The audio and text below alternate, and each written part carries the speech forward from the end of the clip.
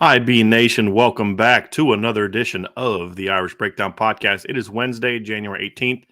That dude's Ryan Roberts. I'm Brian Driscoll. And, we were going to talk, Ryan, today about sort of continue our series of the position overviews. But Notre Dame finally finalized a schedule. I shouldn't say Notre Dame finalized their schedule. The ACC finalized their schedule, which allowed Notre Dame to finalize their schedule. So the 2023 Notre Dame football schedule, Ryan, is now out. And it's interesting. And there's already been a lot of debate, as is the case every year. And I just want to kind of go over the schedule with you and everybody else and just kind of get our thoughts on it. So some people are already starting in the chat, though, right? Why is Ryan in the power position? I got to let him feel special every now and then. You know what I mean? Like the things that people observe, man, I love it. I love it. So, Ryan, when I first looked at the schedule, obviously, we kind of thought that the first 3 weeks would be pretty easy because you looked at Notre Dame's schedule and you thought, well, they're going to probably schedule a bye in between Tennessee State and Central Michigan. Just the way that the schedule looked out, there's a lot of open November dates, a lot of open October dates. You figured they'll probably mix it up a little bit. They did not. They scheduled NC State in that mark is September 9th. And then so here's how the schedule looks. It's home against Navy, start the season off against Navy on August 26th in Dublin, Ireland.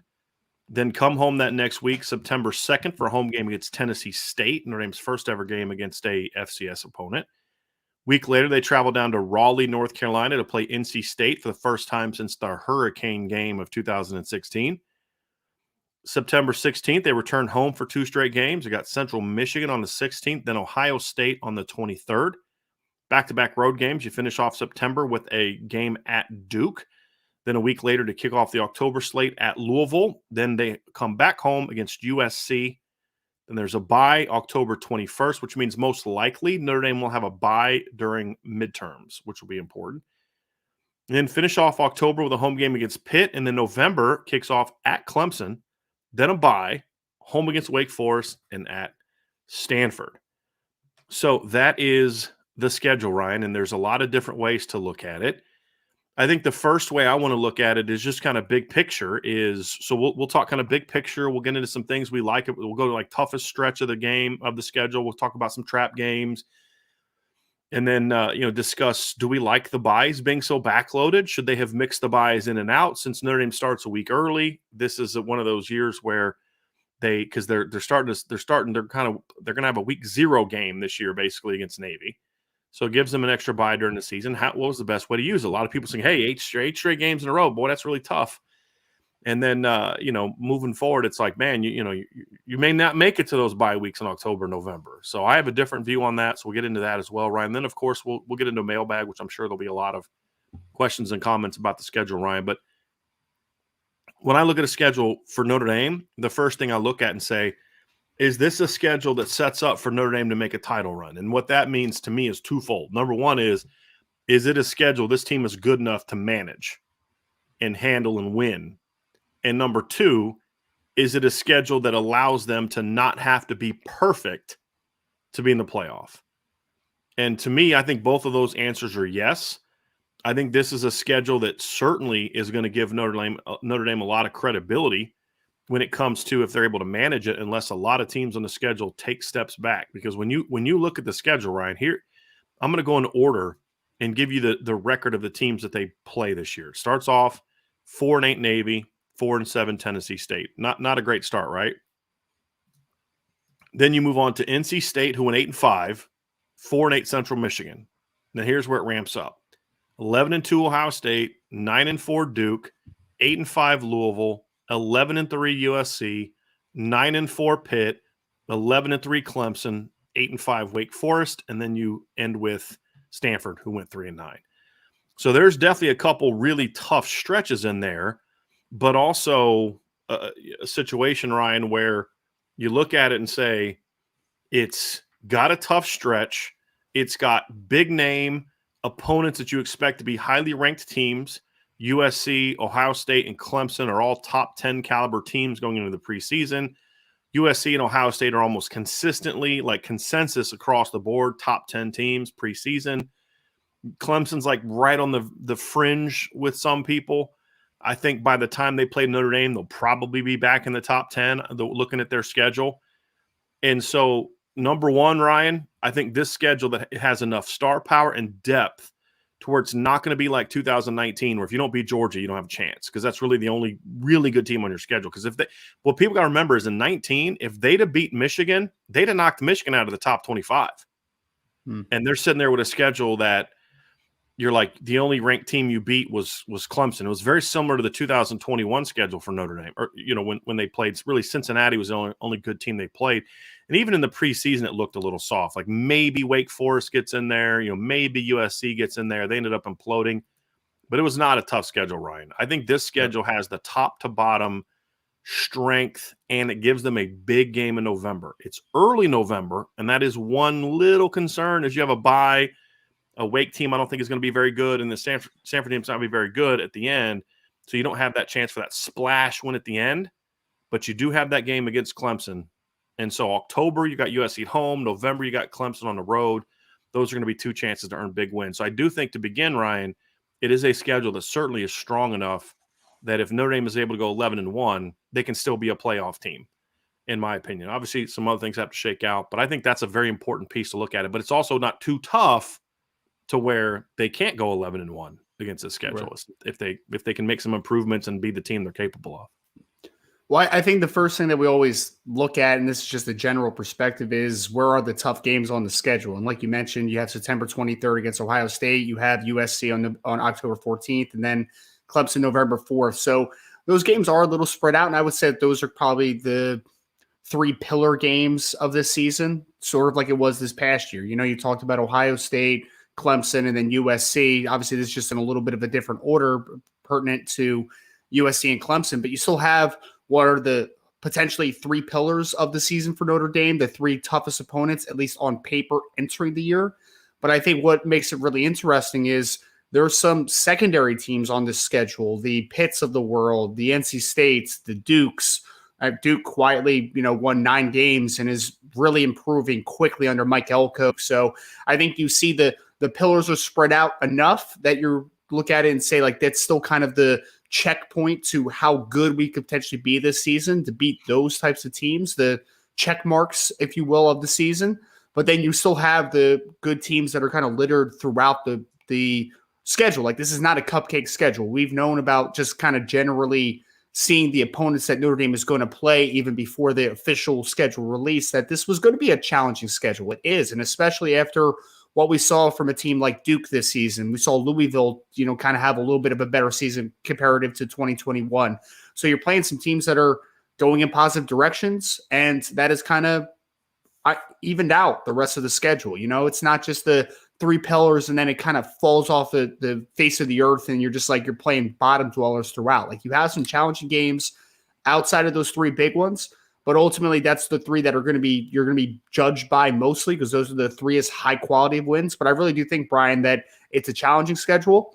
I think that it's pretty well spread out, though. There's a stretch that we'll talk about that is very daunting, but you're playing at Notre Dame. There's always going to be a stretch in most years that is a little bit of a daunting task. But I do think that Notre Dame has a big challenge ahead of them, obviously. Some very good quality teams at the top, but I think the secondary teams, for me, when I look at the schedule, just kind of sporadically throughout the entirety of the schedule, is what really pops out to me is that Notre Dame, there's not a ton of cakewalks. Like, you could say there's a couple cakewalks to begin the season, a couple cakewalks to potentially end the season, but throughout the meat of that schedule, you really can't have a week off, and you really have to play your best football because there's a lot of challenging opponents on the 2023 slate.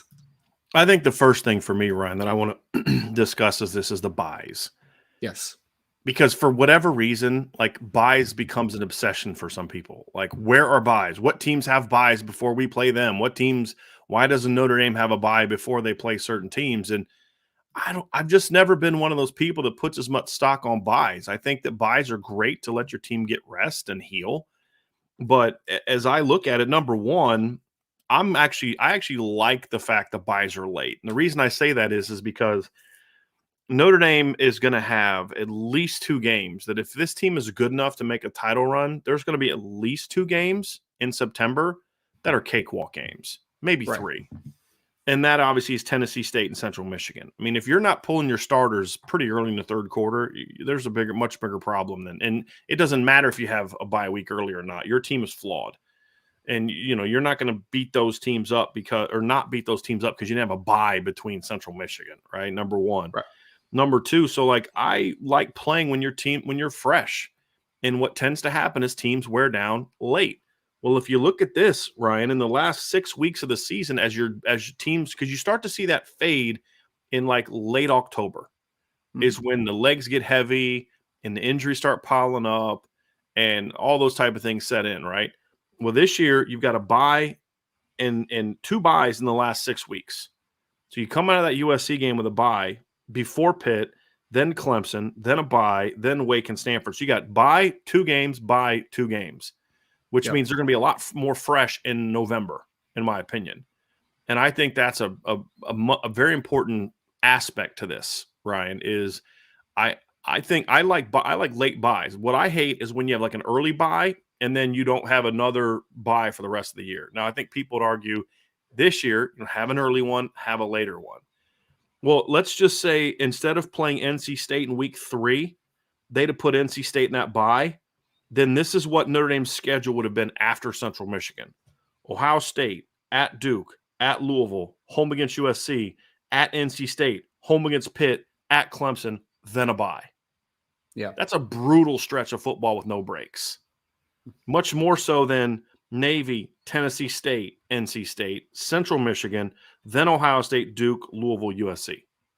So which 8-game slate do you think is going to be hardest for Notre Dame? One that's later, that includes a stretch of Ohio State, Duke, Louisville, USC, NC State, Pitt, and Clemson, or having the stretch kind of be earlier when your team is more fresh, and in part of that stretch, you have some not very good teams mixed in, including an FCS opponent. So I actually like, and that's not true always, Ryan.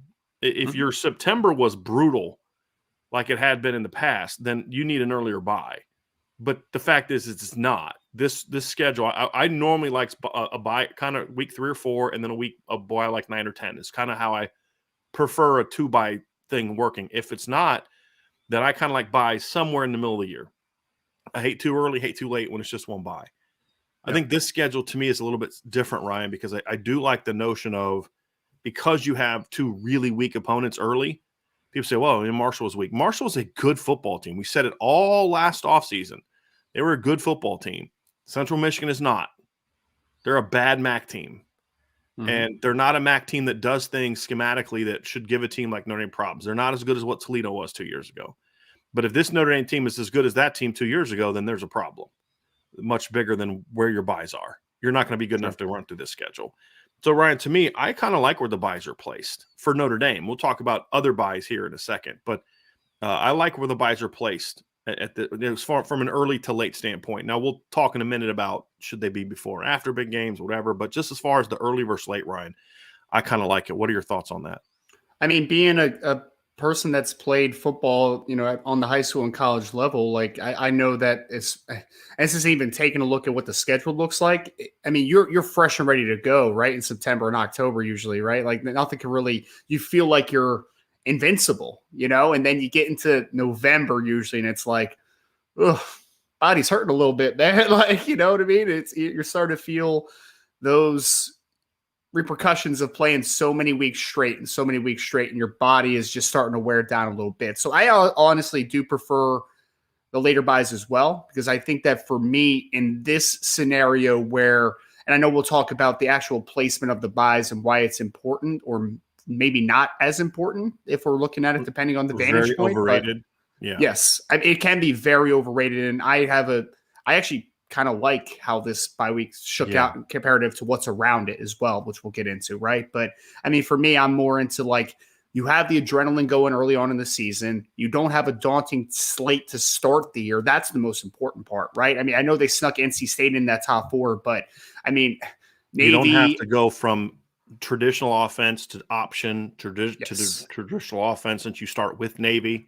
Yes. Right. You get that out of the way. You get the, the glitz and glam of being in Dublin, and then you get back into the normalcy to be able to take on a Tennessee State. And I know NC State's sandwiched in between now, but still Tennessee State, Central Michigan, who wasn't very good last year. You have a soft enough beginning of the schedule where even though you run into a pretty daunting second four there for Notre Dame, I still like the later buys just because it's not a tough start to the season, right? If it was, to your point, if that second four games was the first four instead, then I might think a little differently. It might be like after that third or fourth game, like, hey, might need a week, need to get the body back straight. But I mean, in this schedule with how it's begins with not the best of competition and ends with the not best competition, I kind of like how they had both buys later in the year.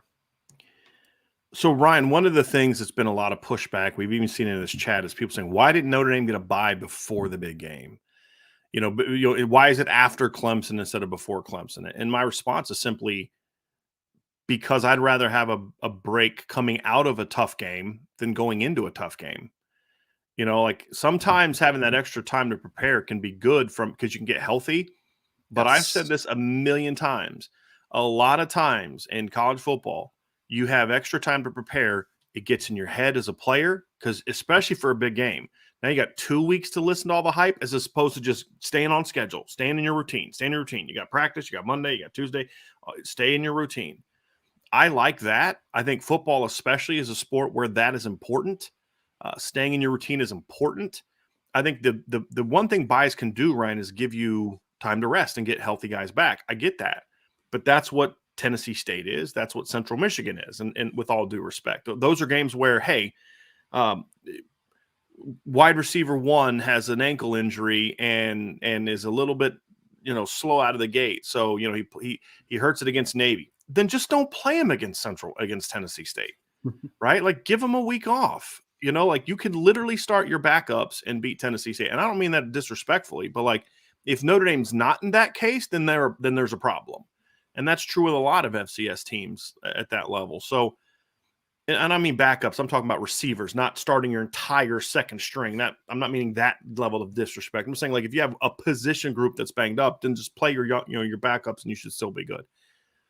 So, Ryan, when I look at it, I just think that people make way too much of that, because look at the Clemson Notre Dame game this year. Who had a bye before that game? It was Clemson, not Notre Dame. Yep. Look who also had a bye before Notre Dame played North Carolina. It wasn't Notre Dame. It was North Carolina. And they smacked both of those teams. BYU didn't have a traditional bye, but they had like a Thursday or something like that game before Notre Dame. So they had extra time to prepare for Notre Dame as well. Didn't help. You know who didn't have a bye week before they played Notre Dame? Marshall and Stanford. Right? So, I think the whole bye thing, it gets overplayed, to be completely honest with you. Yeah. Well, I would say this, like sometimes when you have too much time before a big opponent, you kind of overcomplicate things a little bit. It gets in your head, man. Or the coaches, hey, we can put more scheme in. We have more time to put more in. Exactly. Yeah. That's what I'm saying. Like for coaches, I know this just from, it's only coaching on the high school level. Like when you have too much time to prepare for guys, you're like, maybe I can add in this wrinkle. Maybe I can sneak this in. And it's just like, nah, man, like just do what you do, perfect what you do well. That's what these weeks are designed for. But I really think that it can overcomplicate things. I think what you just said as well, as far as players getting a little too up for it for too long, it kind of can be emotionally draining a little bit.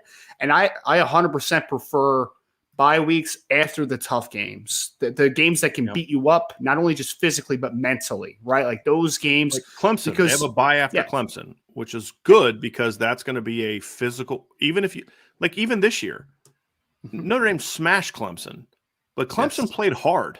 That was still a physical game that took its toll on both teams. And now you get a bye after it. And it's starting to get that late in the year kind of deal. And here's the other thing. You had a bye week before Clemson. You had a bye week 2 weeks before Clemson.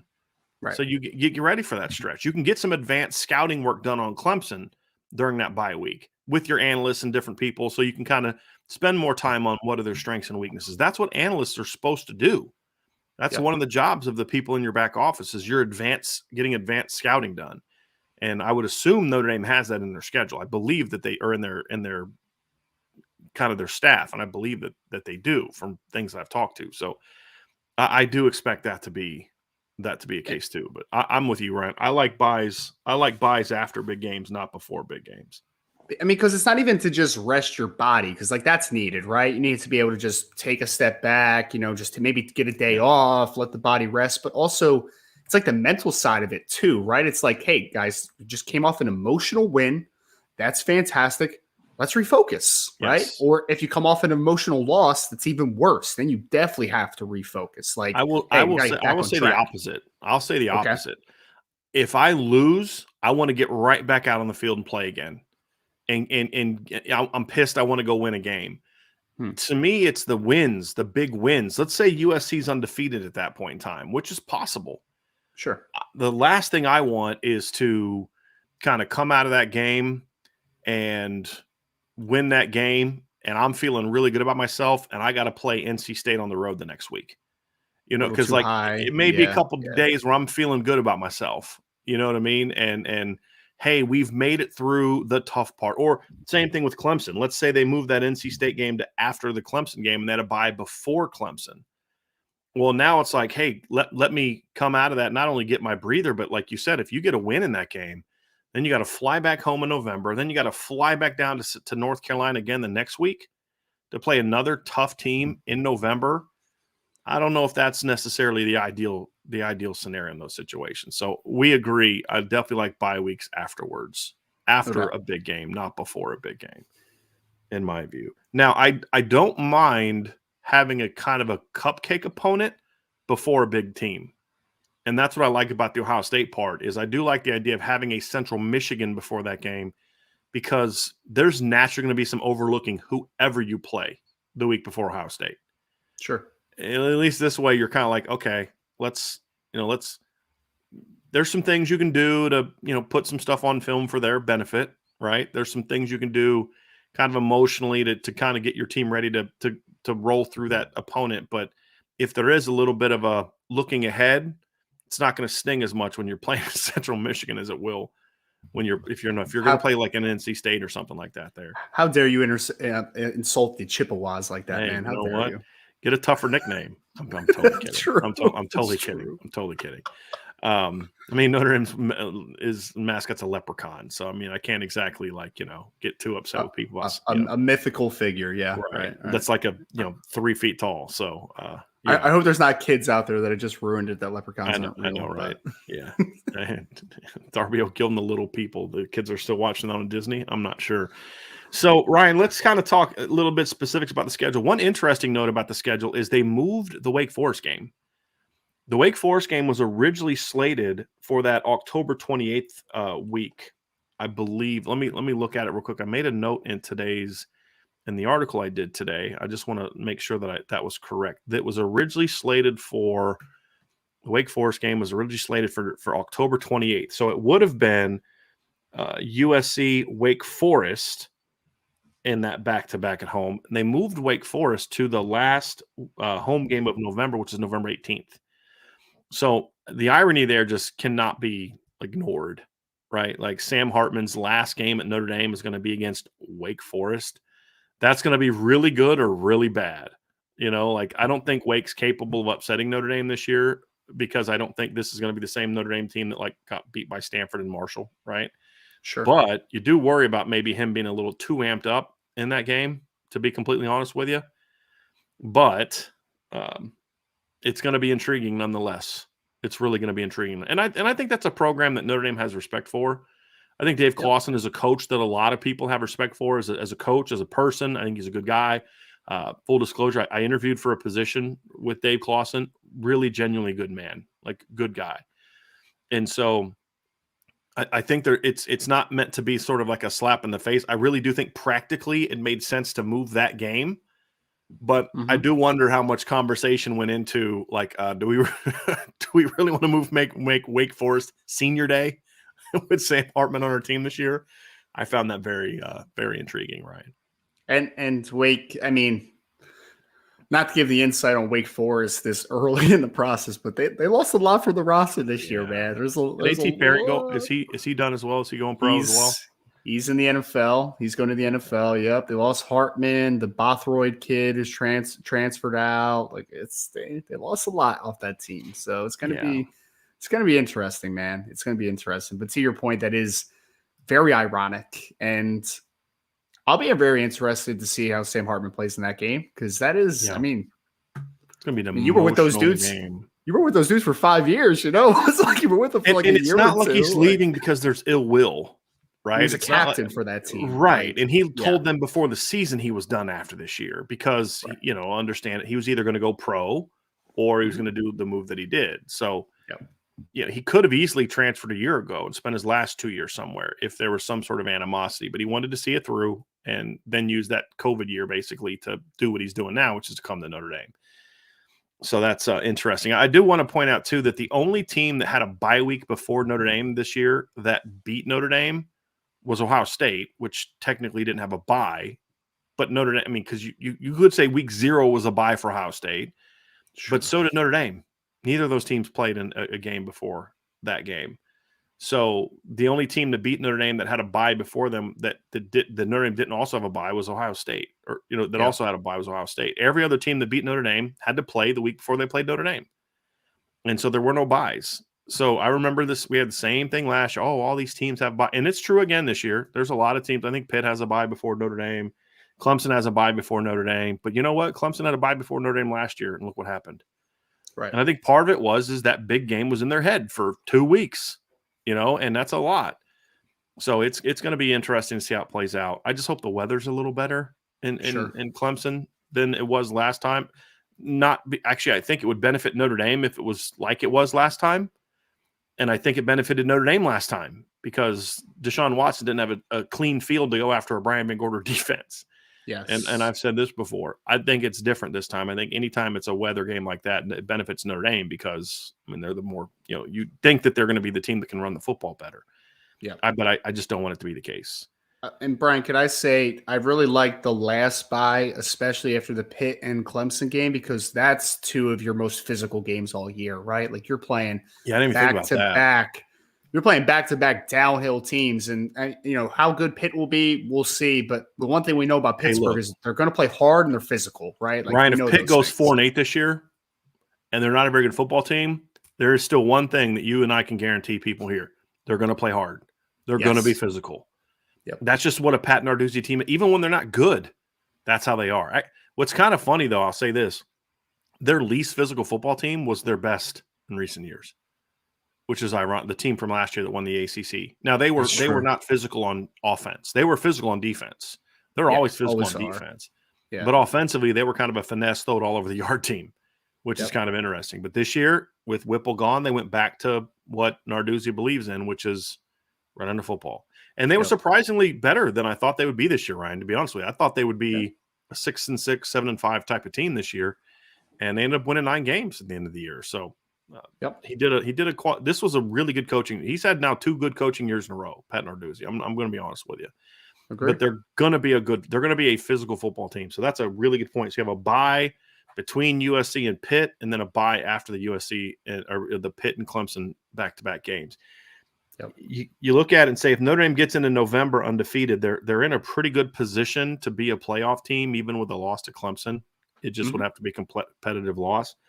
But if they go into that Clemson game with 1 loss and beat Clemson, then you feel really good about the finish there with Wake Forest, who's going to be down, and a Stanford team's not very good. And I know that Stanford beat Notre Dame this year, but that was a fluke. I'm just going to say it right now. They're going to destroy Stanford next season.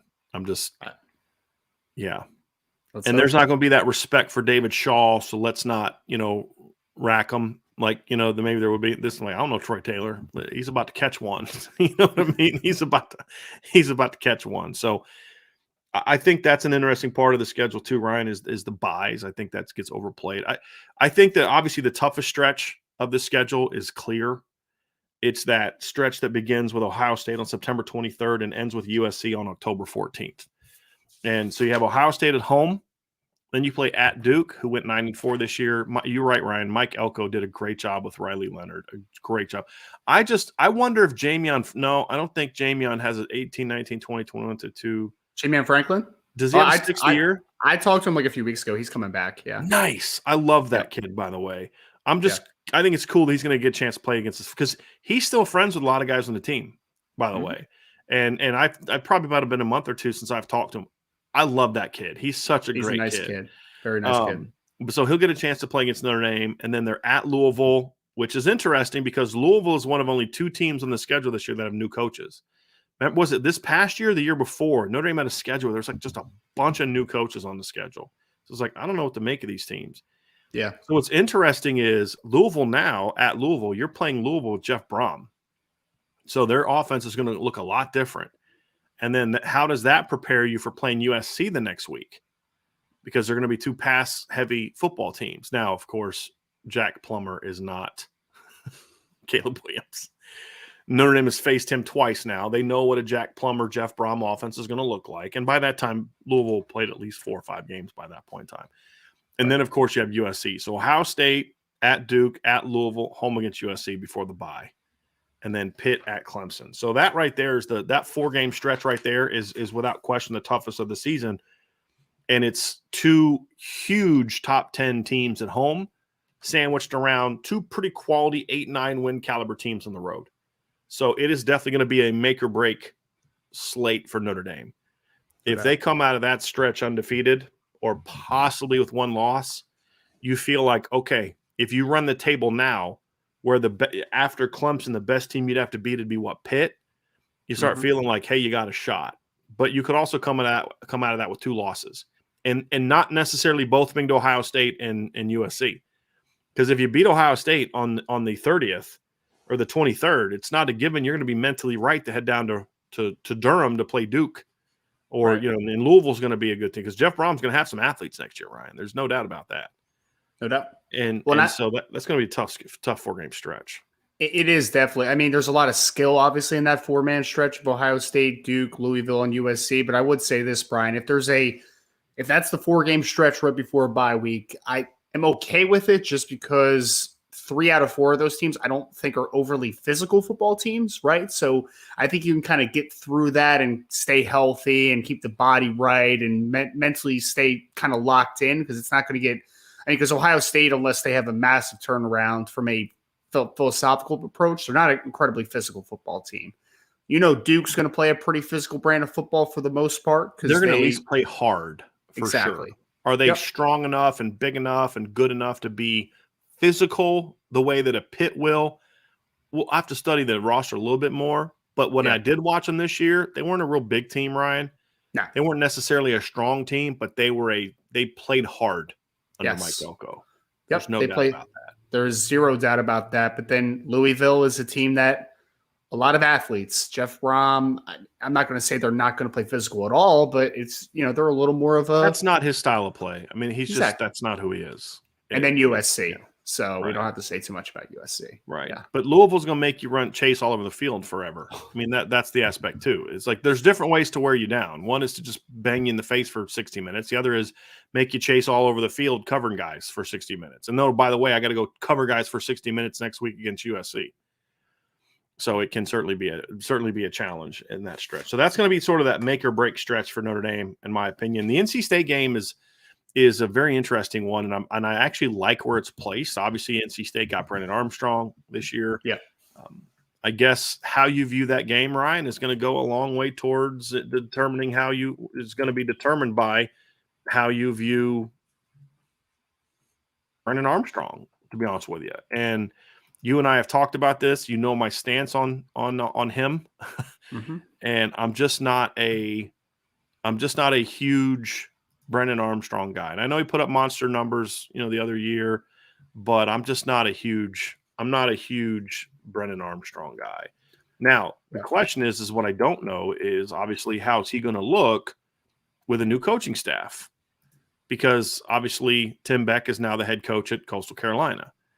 And so they brought in Robert Anae. Here's what makes it interesting. Hired Robert Anae from Syracuse to be the offensive coordinator, who was Brandon Armstrong's offensive coordinator 2 years ago when he put up all those huge numbers. Sure. So that does add some intrigue to that, Ryan, in my opinion, is he's going to know that. He's like your first thought is, well, he's only going to be game 2 for him in a new system. Sure. Nope. It's going to be game 30-something for him in the system. Now, he's going to be learning new teammates, but he's going to have all spring and summer to get to that point. So you're going to get a good NC State team, Aaron Raleigh. I would imagine that NC State's going to be a preseason top 25 team. to be honest with you. And so I would anticipate that they got some names that he's put together some names, Ryan, of well-known people on his staff. I mean, he really Yeah. has. So his offensive coordinator is Robin Anae. His defensive coordinator is Tony Gibson, who's a very well-known D coordinator. He's done a good job. His receivers coach is Joker Phillips. He's a really well-known guy. His quarterbacks coach is Kurt Roper, who's a long-time successful quarterbacks coach. He's got a special assistant to the head coach, is a guy by the name of Ruffin McNeil, who you'll remember was the former head coach at East Carolina and longtime defensive coordinator at Texas Tech, who I had no idea he was there. Wow. Yeah, hired Lincoln Riley as an offensive coordinator first. So he's not an on-field coach. But there's some guys, Joe DeForest is the safeties coach. There's some guys on there that you're like, okay, these are known guys. It's a decent staff. I'm curious to see how they're going to be this year with Brennan Armstrong and Robert Anae combination. They have some good talent at receiver coming back. There's no doubt.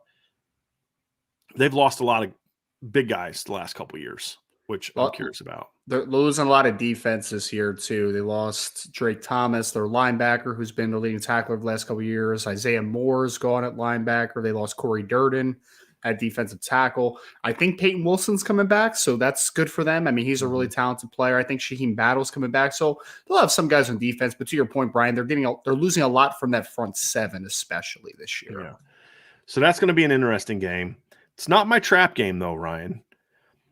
And when I look at this, for me, the trap game, I was kind of debating between that Duke and Louisville game, but I'm really going to settle in on the Duke game. I think that's the trap game for me. When I define a trap game is that opponent that maybe you overlook, and it's usually sandwiched before or after a big game that you can kind of maybe overlook. So maybe it's a game where you're overlooking this team because you've got Clemson coming up the next week or something like that, right? So you could go with Pitt, but I don't think Pitt's kind of a rivalry, so I don't view that as a trap game. If Pitt gives Notre Dame a tough time, it's just because Pitt often gives Notre Dame a tough time. But the Duke game for me, because I don't know if Duke is going to be the kind of team that is really going to really get kind of the Notre Dame players riled up, because you could say, well, he's got Mike Elko. There's nobody on the team next year that will have been here when Mike Elko was the defense coordinator, which it sounds crazy to me because it doesn't seem like it's been that long that he's at Notre Dame. But it's true. I mean, nobody on this team will have known him. Now, there are some 2018 kids that maybe got recruited by him. Sure. But I honestly can't think of any of those 2018 kids that are coming back for a sixth year other than DJ Brown. He'd be the only one. Nobody else is on defense is coming back for a sixth year. They're all – the Adamiolas are gone. Jamion's a Duke. Ovia Gofu's gone. Jack Lamb is gone. Bo Bauer's gone. Shane Simon's gone. Noah Boykin's gone. Tariq Bracey's gone. Houston Griffith's gone. Derek Allen's gone. And DJ Brown's the only guy left from that 2018 class on defense. So it's interesting. It really is. Which, by the way, we should do something this offseason. That ended up being a hugely disappointing class. Yes. Like, I thought Jack Lamb was going to be a dude. He could never stay healthy. The receiving corps never really panned out to where you had the breakout year. Obviously, Phil Dracovic, his situation. Outside of what? Jarrett Patterson. Even the Adamiolas, like, they were good players, but did Jason really live up to that top 100 ranking? I don't know. At least not production-wise. He had some moments where he was really good, but production-wise, never had the production that you'd think. Noah Boykin didn't pan out. Derek Allen didn't pan out. Houston Griffith didn't pan out. It ended up being a pretty disappointing class. Tariq Bracey ended up being a really good player. Kevin Austin had like that one good year, but overall it turned out to be a really disappointing class for Notre Dame. But that's another conversation for another day, for sure. But yeah, it was very disappointing. But Duke is my trap game, Ryan, just because it comes right after Ohio State. Yeah. And it's a lot like we talked about with the Marshall game this year. It's either going to be you're worried about them being on too much of a high because they just beat Ohio State, or super dejected because their playoff hopes just took a big hit because they lost at home to Ohio State. Right. So that's the game for me. That and the other part of a trap game is a team's got to be able to score. Mm-hmm. And to me, a trap game against a good team, the reality is Notre Dame was not a good team when they played Stanford. Let's be honest about it. They were 3-2. But a good team, it's in order to beat a good team and upset a good team, I think you got to be able to score. And I think Duke's going to be able to score this year, Ryan. The good news is they don't have a bye before. I'm kidding. But if you look at Duke, they're going to play Lafayette, Northwestern, and they play at UConn. So the hope is that they're 3-0 by that point, and that helps them not to be overlooked by Notre Dame. So that's fingers crossed. Don't get upset by Northwestern or UConn. So. Well, I like that you picked both Duke and Louisville because that was where my mind went. And I actually kind of settled a little more on Louisville just for the simple fact that you have a 4-game stretch. That's the second part of the 4-game stretch. You're coming off if you beat Ohio State, if you're Notre Dame, and you just kind of have that eye of the tiger, I guess, going into Duke, I think that you can overlook Louisville a little bit going into that USC week, right? So you're going to look at that game and be like, yeah, they were good last year, 8-5, right? But we should still be able to take them. And then it's, Jeff Brom and the explosive offense that they should have if Jack Plummer's playing good ball. I think that they'll be able to score a few points, kind of to your point as well. So I think that maybe you can get your eyes too far set of USC and you're on the second half of that daunting 4-game stretch. So when you look at that, I think Louisville is another team that could potentially be a trap game in there because it's kind of sandwiched in the middle of two of your hardest opponents on the year. And it's a game where, USC is a team where Notre Dame fans, Notre Dame players alike, they're programmed to not like USC, right? So the game before that, I think that has some implications to be a little bit of a game that might catch you off guard a little bit. I think we kind of settled in on that same zone. I kind of thought about Pitt, but with the bye week, it's I don't think they're going to overlook Pitt, and it is a rivalry game. So, yeah, I went there. And then the other one, honestly, the other one I thought about, everything I said earlier about Stanford, I was just having a little bit of fun. That's another one that you look at and say, let's say they're 11-0 at that point in time or 10-1. It could be a trap game if they're 11-0. Yeah. If they're 10-1 or 9-2, they're going to be ready for Stanford because they know we got to win this game. But if they're 11-0 and Stanford just sucks as bad as you and I think they're going to suck this year, that's a game you wonder, man, But here's the thing, I don't. If Tanner McKee was coming back at quarterback, I'd be a little bit more concerned about it. But they lost Ryan, dude. They lost so much of their roster this offseason. That's why it's so bad too, Brian. Because last year, Notre Dame on paper should have beaten Stanford convincingly, right? We talked about that, but smashed them. Yeah. You could still point at some players though and be like, that guy can give you a problem, right? Tanner McKee can give you a problem. Michael Wilson can give you a problem. There's still some guys. Well, a couple offensive linemen that are good football players. You lost Tanner McKee. You lost Michael Wilson. You lost Walter Rouse, who transferred out of that school as well. Defensively, they didn't really have much last year in general, which was why that game was so maddening. So, I don't know what part of the Stanford roster this year that you really are going to look at and be like, yeah, they might stink, but they have that guy, right? I don't think they have tons coming back. So, yeah, losing the tackles stings. Hinton went to Michigan. Where did Rouse go? Where did he went to Oklahoma? I could be wrong about that. Okay. I think he went to Oklahoma. I'm going to look that up because I'm going to tell you something right now. It will not shock me at all if those two kids end up being very, very good. It looks like he switched to Oklahoma. He originally committed to Nebraska, and then eventually flipped to Oklahoma. So wonder what made him flip. Gee, I don't know. No clue. Yeah, but that's a good pickup for them. But Hinton at Michigan is going to be really good. Oh, I think he's got tons of talent. He just hasn't been coached and hasn't been, I know they're losing soft offense. They're losing both tackles, so I don't know if they just keep him at right tackle or maybe you get him a shot at left tackle with Ryan Hayes out the door now. I gotta think part of the conversation was putting him at left. Don't you think? Yeah. I would hope kind of getting him ready for the NFL. I would think so. And they have they lost a couple guys with the offensive line, but you still have Zinter coming back. If you get the most out of Miles Hinton, then maybe Michigan could reload a little bit on offense. Because Brian, we talked about this before, right? I've always been on the boat that Walter Rouse was really talented, no doubt.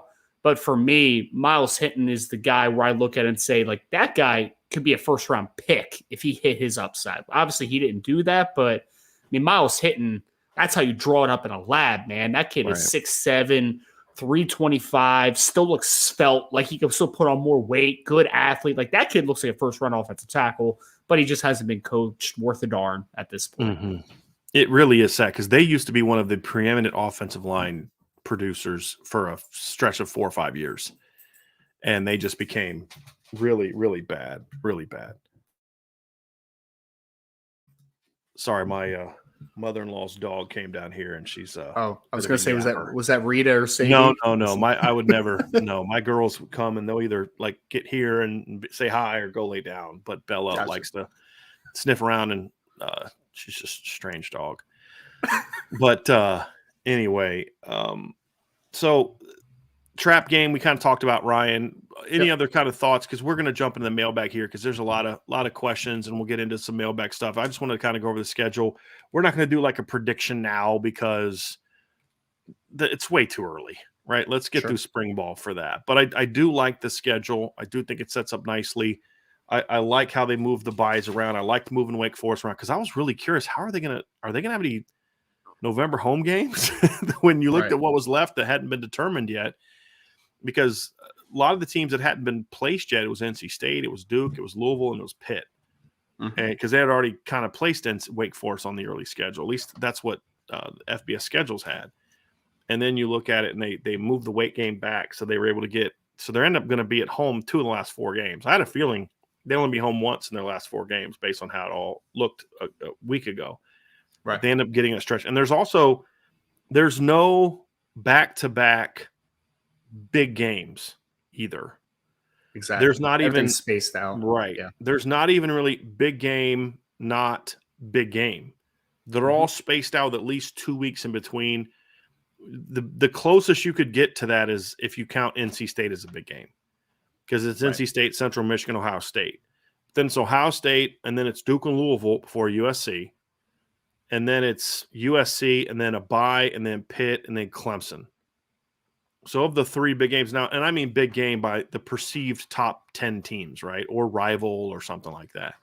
You know, NC State's going to be a big game in some ways, and the Pitt game's going to be big in some ways, and games like that. But I mean like the high profile top 10 type of caliber team as you look at it. So I think it's spaced out nicely. I like where the buys are. I don't love playing Navy at the beginning of the year like some people want, just because it just depends on how you handle it. It's like I don't really want to waste time in fall camp working on the option. But the way that Notre Dame has done it in the past is they spend time in fall camp anyway working on the triple option. Like, Kelly did that. Coach Freeman has done that. And it's just like, okay, well, if you're going to do that, you might as well just do it and get ready to play Navy. And then just spend your last 2 weeks of fall camp getting ready for triple option. And that's it, and then use the rest of it to get ready for whatever. So that's kind of what I'm curious. But then, you got a Tennessee State game that you can kind of come back from Dublin, and that's going to be a weird trip. That's going to be a quick turnaround. But you got Tennessee State coming in next week, and it is what it is.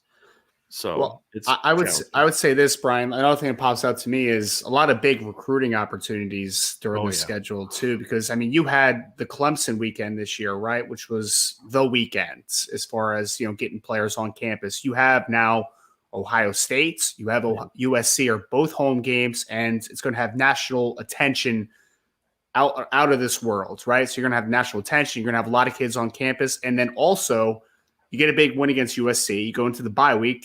It's a recruiting week, right? You get to kind of go out there and flex your muscles a little bit.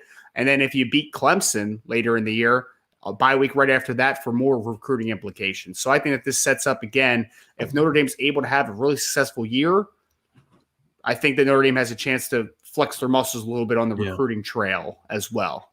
Well, and you've also got a third potential big game for recruiting in Pitt. Like, that would be a weekend I wouldn't necessarily be opposed to them bringing in a bunch of kids from Pennsylvania, New Jersey, and areas like that, make it that weekend. Caleb Brewers of the world. Yeah, right. Definitely, and bringing in those kind of kids and the 2025 kids. So that would be a weekend for that. But yeah, there's the other thing too, Ryan, it's to your point about the recruiting weekend, but it also speaks to this is going to be a much better home slate than it's been in the past. I mean, the recent years' home schedules have been brutal. This past year was Marshall, Cal, Stanford, UNLV, Boston College. That Hmm. was not a great. And Clemson, you had like the one good home game. The year before, you had the one good home game against Cincinnati. The rest was Toledo, Purdue, USC, who you knew was going to be down, North Carolina, Navy, and Georgia Tech. 2020 is just a different animal because of COVID, but it was really Clemson was the only good team you played. Florida State was a name team, but they weren't any good. 2019, it was New Mexico, Virginia, Bowling Green, USC, Virginia Tech, and Boston College. It's been a while, really, Ryan. 2018, Michigan and Stanford, you could argue, Pitt and Florida State, but again, Florida State wasn't very good back then. So they Vanderbilt and Ball State. It's been a while Yeah. since Notre Dame's had multiple big home games. And then the last time, really, Ryan, is 2017 when they Hmm. had three really good home games. You had Georgia, you had USC, and who was coming off. Remember, 2016, USC was coming off a stretch of the end of the season where people were like, "Dude, that's not a team they could have played with anybody at the end of 2016." And then they were a preseason highly ranked team. They ended up being 12, I think 12 when they played. No, they were top. What were they? 11 when they played, something like that. And then you had NC State, who that year made a climb and was in the top 25. So you had a really good slate. And this year is going to be similar. I mean, yes, the Tennessee State game is a bad opponent, but I'm telling you, I'm not going to be shocked if the environment and the atmosphere that day is awesome. Yeah. Because if Notre Dame doesn't allow the Tennessee band to play on the field that day, then you're screwing up, right? I mean, they allow Exactly. bands, right, at a game. So I would imagine they're going to be there, and there's going to be a lot of Tennessee State because, I mean, Sean Davis will tell you this. A lot of people tell you this. Alums from HBCUs are fiercely loyal to their Hmm. college. And this Yep. is going to be the biggest game, and I would assume in the school's history. I mean, they're playing Notre Dame. And Eddie It's going to George be is their head yes. coach. It's going to be, So, I think, an yeah. awesome, and it's first home game of the year for Yeah. Notre Dame. I think that's going to be surprisingly cool environment, to be completely honest Agree. with you. I agree. And then you've got Ohio State, you've got USC, Pitt is a rival, and then you've got the uniqueness of the Wake Forest, the Sam Hartman Wake Forest scenario, where Wake Forest isn't a team that would normally like, ooh, that's a really good home game, but the storyline of that is what's going to make it interesting, assuming that Sam's healthy by the time they get to that point. Knock on wood. So I think this is one of the better home slates they've had in a long time, Ryan. When Agree. you look at two big time name brands in Ohio State and USC plus the Tennessee aspect, you've got a rival coming to town against Pitt. I'm looking forward to just seeing like being at the home games this year, much more than we've seen it. I mean, there's been some bad home slates recently. I mean, really And bad. I'm just glad that I don't have to hear people from a national perspective being like, "Oh, Notre Dame doesn't play anyone." It's like, it's a pretty good schedule this year, man. So, and it's fun as people that are legitimate followers of the football team from a fan perspective, right? To say every week it's going to be a good football game, right? Like you're going to have good teams in here. You're going to go to good teams. You're going to have an opportunity to see Notre Dame play a good brand of football against a good opponent. Like that's what makes it fun, right? Like I don't want to Mhm. see them just run all over Tennessee State every week, right? Like that's not going to Right. be fun. I want to see Right. them play in those Duke games that are a ascending team. Like I want to see them in Right. those types of games. That's what's been missing. Ryan, let me ask you this because I had two reactions. My initial reaction, then as I thought through it, when Yep. I saw that they were playing NC State in between Central Michigan and Tennessee State, I did not like it at first. My initial reaction, man, I wanted those two cakewalk games. But to your point, I do think there's merit to where you want to be challenged by someone before you get to Ohio State to come to town. Yeah. Right, like because the difference in speed between Navy, Tennessee State, and Central Michigan, and then Ohio State is like the Atlantic Ocean, right? It's Yes. a huge gap. NC State is not Ohio State, but they're going to challenge you a much greater degree than what you're going to get from those other teams. You're going to have a quarterback that knows how to run that offense. It's an offense that's going to spread you out. And so I actually, after I thought about it, I was like, you know what? I actually really like having Mhm. NC State placed there. I think it makes a lot of sense as you Agree. get ready for Ohio State because I don't know if I love the notion of just playing nothing but cakewalks, before you play Ohio State. Is that really the best way to prepare you for playing them? I don't know. They're going to play in a pretty loud environment before they play Ohio State, which is going to also be a loud environment. And a Yeah. lot of And Ohio State fans will be there. Let's just be real about that. I mean, and Brian, what was our key to victory every single week? It was starting fast, right? I mean, how could I expect you to start fast against Ohio State when you haven't seen any team speed for 3 straight weeks, right? I mean, Right. that's 100%. I mean, yeah, Right. I want to see him take a little bit of a uptick. Oh wow, okay, we saw some ACC speed now, right? We saw a little more speed than what we've seen the first couple weeks. Then you get to Central Michigan, then you go to Ohio State, and you're like, oh, but remember what we saw against NC State? It's going to be another tick up, but like at least we've seen some Power Five speed at that point in the season. Right. Yeah, and a team that's going to throw the ball. That was the other Exactly. thing I didn't really think about that I as I thought more about it. Like Central Michigan doesn't really throw it Mm-hmm. effectively or a ton. Tennessee State's not a team that throws it around a ton, and then of No. course the triple option. So you're going to go from nobody that knows how to throw the football to Ohio State if you didn't add the NC State game in there. Yep. NC State's going to throw the ball. If Robert and I is anything like he's been in the past, he's going to throw the ball a ton. I mean, we were complaining this year at Syracuse, like, dude, why didn't this guy use Sean Tucker more? Like that. I mean, you had a stud back this year and you still didn't use him effectively. Well, they're not going to have a Sean Tucker at NC State, so they're going to be throwing the football, So Yes. you say, okay, that's a good test. So like you need those kind of games, right? Like Louisville is that for USC, where you're getting that opponent where you're like, look, this may not be a team that can beat you per se unless you play bad. I mean, there are a lot of teams are good enough to beat Notre Dame if they don't play very good football. Sure. Duke can beat them, NC State can beat them, Louisville can beat them, Pitt can beat them, Wake can beat them, Stanford can beat them. But if you play just kind of your B game, you're going to beat a lot of those teams, right? Maybe not as convincingly as you hope, but it's also about, okay, but does that team play a style, a brand of football that kind of prepares you for that really big game coming down the road? And it does. Louisville's definitely going to get you more prepared to play against USC, right? NC State's going to help prepare you for Ohio State, not because it's a comparable team talent-wise, but style of play-wise, there's going to be a lot of similarities. No doubt. And so I think that's something that's going to help this team with this year's schedule as well. So I like it. It's one of my favorite schedules, honestly, right? I mean, it's early, right? But it's one of my favorite. It's actually, a schedule that was going to be a really good schedule, I thought, was the 2020 schedule before COVID. Because you had Wisconsin and Lambeau, right? Or I mean, you were going to have Wisconsin and Lambeau. You were going to have Arkansas come to town. You had USC. I mean, it was going to be a really good schedule, in my opinion. And then it, went away. Yeah. And became the fans also went away. So. Right. Exactly. Yeah, that was a garbage schedule. But I really liked the pre-COVID 2020 schedule. Who knows how good it would have been? I don't know. But it was a fun-looking schedule beforehand. And I like this schedule. You do, because I think you made a good point. Like, I'd much rather play at Duke, who's an ascending team, than play some Duke, but still a team you're better than to play a team like Duke who's terrible and doesn't really prepare you for anything. To be honest with you, you got to have that blend, right? You've got to have the teams that are honestly you just kind of show up, roll the ball out, and you beat them.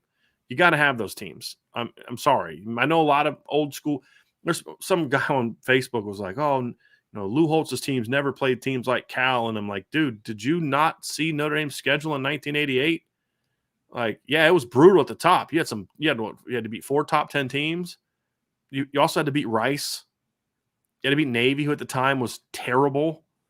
Like Michigan State was a very, very mediocre Big Ten football team. Like, let's not pretend like they played Michigan, USC, Miami, West Virginia, Florida State, Nebraska, Oklahoma every single week. You need those games that are kind of like, hey, look, we've had a rough 3 weeks. Let's just get through this next week. This team sucks, and get ready to play. Yeah. So I think they've got that. They obviously have the top end. That's clearly there. But there's also good stuff in the middle of it, right, Ryan, where it's like, there's the Dukes and the Louisvilles who aren't world beaters, the Pitts, the Wake Forest, but they're good football teams that you've got to get mentally ready for. Yep. And I think that's something that helps make you a strong, mentally tougher football team. Especially come postseason time, and you have a much more true test of who you are. Like you could have a couple really good weeks, and you just beat a couple really good teams, and maybe you're not quite that good. They just had bad games, and you had great games. But when you're tested week after week after week, the way that Notre Dame will be kind of beginning September 9th, I think you have a much more firm grasp of who you are as a football team by the time the season ends. Agree. I mean, it's the battle tested thing, right? Like winning one big game doesn't show me that you can consistently do it. Winning 3 big games, that shows me something, right? or at least 2, Right, right? exactly. Yeah. I mean, if they beat the teams they're supposed to beat, let's be honest. There's 9 teams in the schedule they're supposed to beat. Will they? I don't know, but they're supposed to. They should.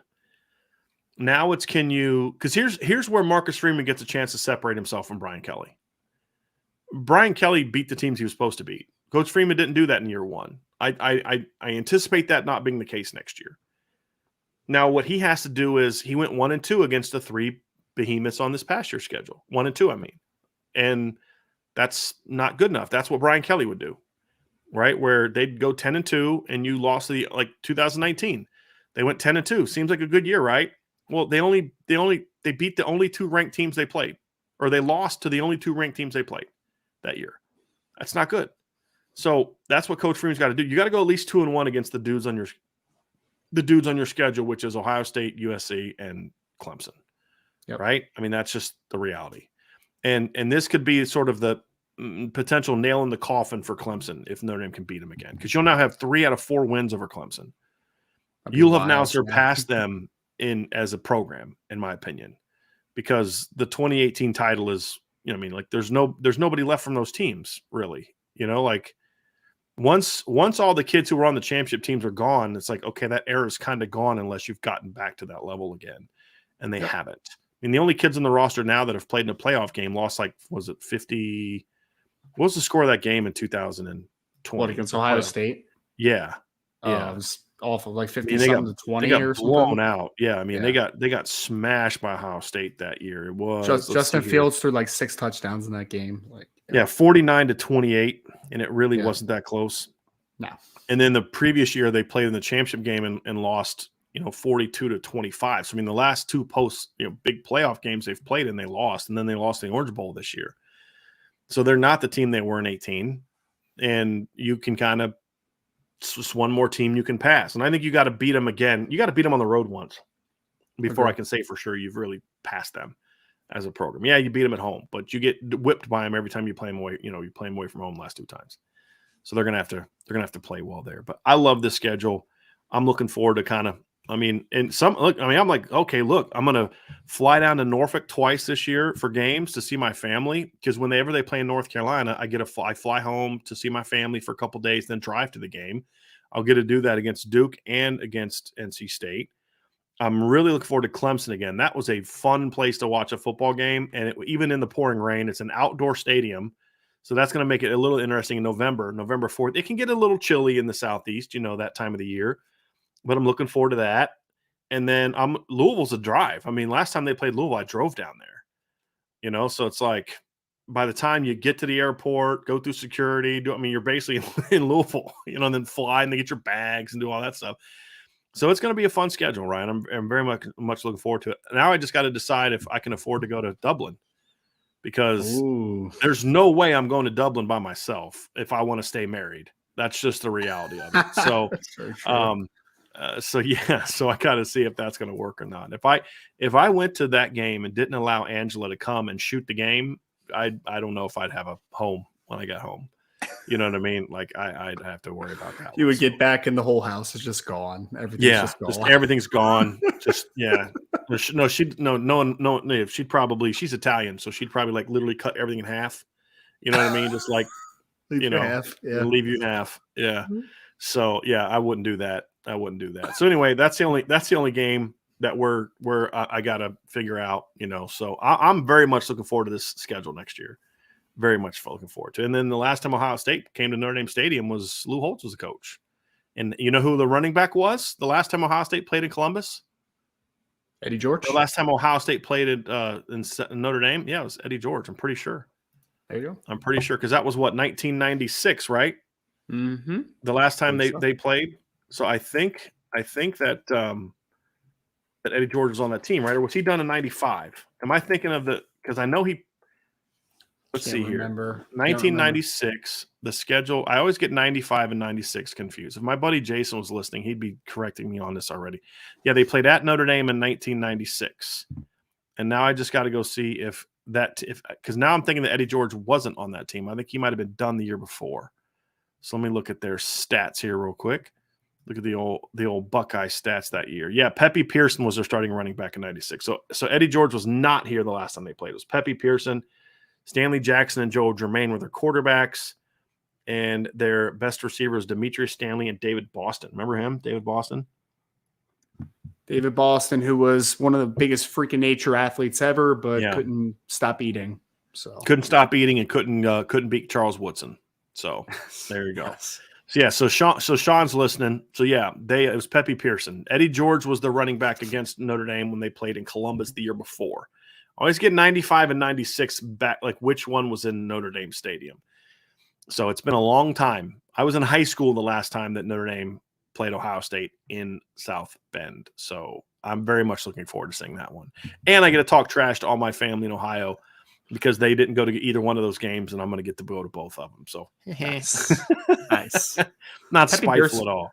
Pepe Pearson's a great name, though. I like that name. They used to have great names at running back. I mean, Carlos Snow, Ernest Biner, you know what I mean? Like Archie Griffith. They had great names at running back in the day. You know, they really did. Ohio State really had some guys with some really good names. I'm trying to remember. They had another guy a couple years later that was had a really interesting. Remember Michael Wiley? Remember Notre Dame tried to recruit him, but that's not who I'm thinking of. It actually was somebody before Pepe Pearson, I believe. I think it was somebody before Eddie George. I'm trying to remember the name of their back. Eddie George was 14. Man, he was so good. Eddie George was so good. Raymond Harris, Butler Benote. That's who it was. He had a great name. Yeah. I remember him. Yep. He had a really good name. He was never their guy, but he had a great name. They had some guys with some really cool names back then. Yeah. Carlos Snow in 1991. He had a great name. So yeah, they've had some running backs with some really cool names over the years. Scotty Graham was a really good back. Not a cool name, but really good back. And then of course, Maurice Claret. He was a coach. So they've had some really big time running backs at Ohio State over the years. They really have. J.K. Dobbins was always a really good name too. He didn't suck. Yeah, no, Ezekiel Elliott. That's a cool name. You know, Ezekiel Elliott. Yeah, it's a really good name. Get the alliteration going on that one. Yeah, I like it. Yeah, like it. Yeah. I mean, when was the last time you saw a running back that was really good, like named Joe Bob Smith? Exactly. You know what I mean? Like, just It's definitely no Audric Estime. Christian McCaffrey just has kind of a ring to it. You know what I mean? Right. Yep. So yeah, you gotta have a cool name. Breece Hall, right? Breece Hall's a cool name. Kenny Walker. Like, when I think of the name Kenny Walker, I think of the guy for the Knicks, Kenny Skywalker. Oh, Skywalker. Yeah. So, but yeah, it's also a pretty good running back over the years. So anyway, Ryan, that's going to do it for this portion of the show. We're going to have a mailbag next. So we have some questions started. If you guys have more questions or comments about the schedule, please put those in there. You can do mailbag and have a comment too. So we've got some already. If you guys want to get to more, please submit those questions now. But before we get to the mailbag, folks, we would greatly appreciate if you hit the like button, hit the subscribe button, hit that notification bell, and share this podcast. Give us a 5-star review. And I want to thank all of you that went over to watch the CFB Nation channel on YouTube. We have got to the 4,000 watch hours, so that's awesome. And so we did the submit for to be monetized yesterday. So hopefully we'll hear back in the next few weeks about that. And then once that gets rolling, we've got some really cool stuff planned. Ryan, can we kind of hint about the new show you're going to have coming up on CFB Nation here pretty soon? Yeah, Ryan is going to do a weekly draft show now. It's going to run most of the year. Probably take a little bit of time off over the summer, but during the season, it'll have a draft show where it kind of looks at the big draft matchups that upcoming week and things like that. So that'll be part of CFB Nation. So we're going to really start. I'm going to probably start a show here on CFB Nation where I'm going to kind of just talk about the latest news and notes of college football. So really going to ramp that up without taking away from what we're doing at Irish Breakdown. That never goes away. That's always number one. And so it's just adding on to that. So I'm very, very excited about that. And hopefully we have some other big news that we're going to be able to announce here pretty soon as well as part of the CFB Nation, which is, of course, a child of Irish Breakdown, which is always going to be our baby. So that's going to do it for this portion of the show, Ryan. Mailbag's coming up next. It is mailbag time, Ryan. And so we get to Connor O'Doherty here at the beginning. He says, quick question, if there's a mailbag today, and there is. Today about a recruit. I'm from Nebraska, and I personally think it's weird that Malachi Coleman is rated higher than Greathouse and James and Flores on some sites. Can I say this, Brian? I mean, I think that there's Look, Connor, I think that there's a fine line between buying too much into the upside and then looking at what the more close to a finished product is, right? Because I think what you see with Jaden Greathouse and Rico Flores, for instance, for me, right, is that they are maybe closer to the ceiling than what a Braylon James and a Malachi Coleman is, excuse me. But they are, I mean, I expect that both Greathouse and Flores, if as long as they're healthy, will be able to come in and compete early on for Notre Dame because they are dudes, in my opinion, in that regard. The Malachi Coleman thing versus Braylon James, I think that's an interesting conversation for me, Brian, because they are both a little bit of projections, right? Like they are. I mean, they're both extremely tall. I mean, Braylon James is 6'3", reported in the 4.4s in the 40-yard dash. Malachi Coleman reports a 4.4 something 40 as well, but he's 6'4", 6'5". Like he's a tall dude, right? So I think why Malachi is so highly coveted, and I saw him in person, and I'll say this, like, extremely raw football player. But I mean, if he hits a ceiling, dude's going to be good. I mean, he's a very talented kid, in my opinion, right? But I just think that he's a receiver. Do you think that's his best? See, that's what he did at All American Bowl. I honestly thought he was more of a Viper type. Like that's what I thought he was going to be. But I mean, he looks like he set on playing receiver in college, so I guess he's a receiver for now. But yeah. Ryan, here's kind of the thing for me is it just shows the inconsistency with how they apply rankings. Yes. Because you can't have Malachi Coleman, for example, ranked higher than Braylon James, and then kind of talk about, well, Braylon's raw. Yeah. Because so's Malachi Coleman. And with all due respect, I think Braylon James is a better player now at receiver than Malachi Coleman, and a better long-term project at receiver than Malachi Coleman. So I think that's it. But I also think, let's be honest too, part of it is he was undecided late.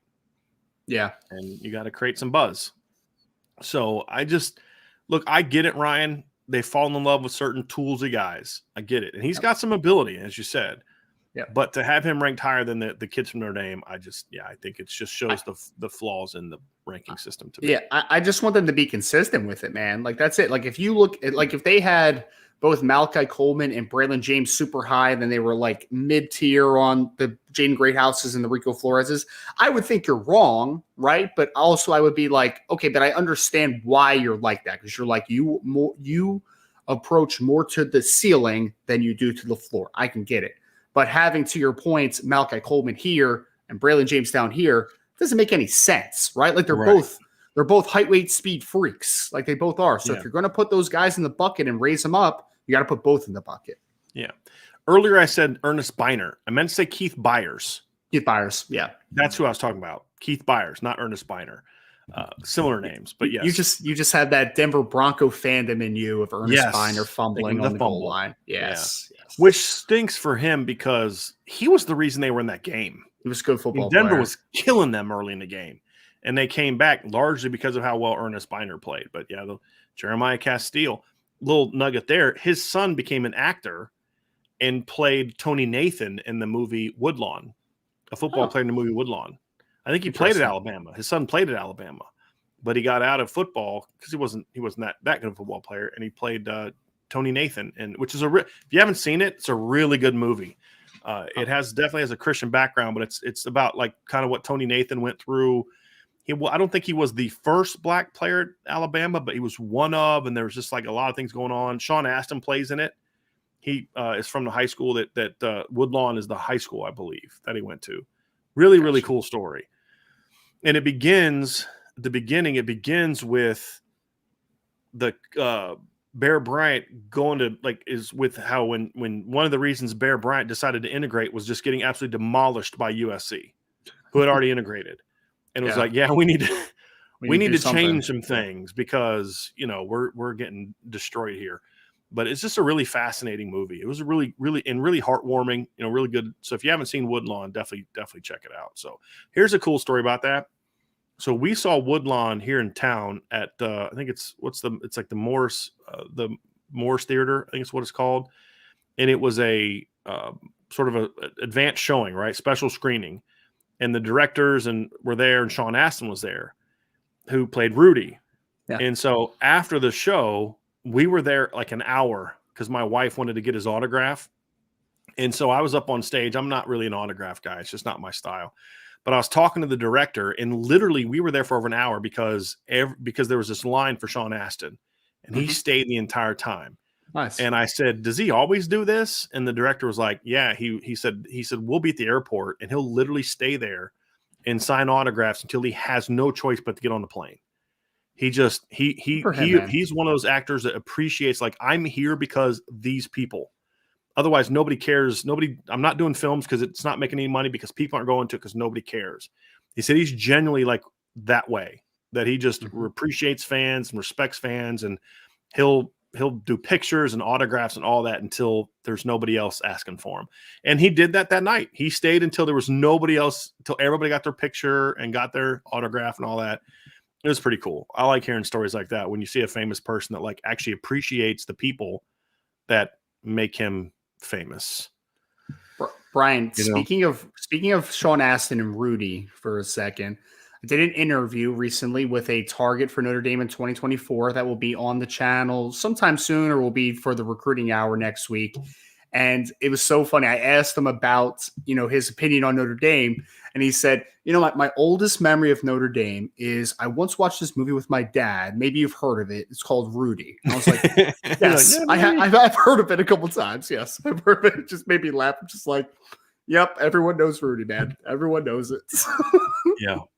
If you're a Notre Dame fan and haven't at least heard of it, then, I feel like most people know what it is, even not Notre Dame fans, yeah.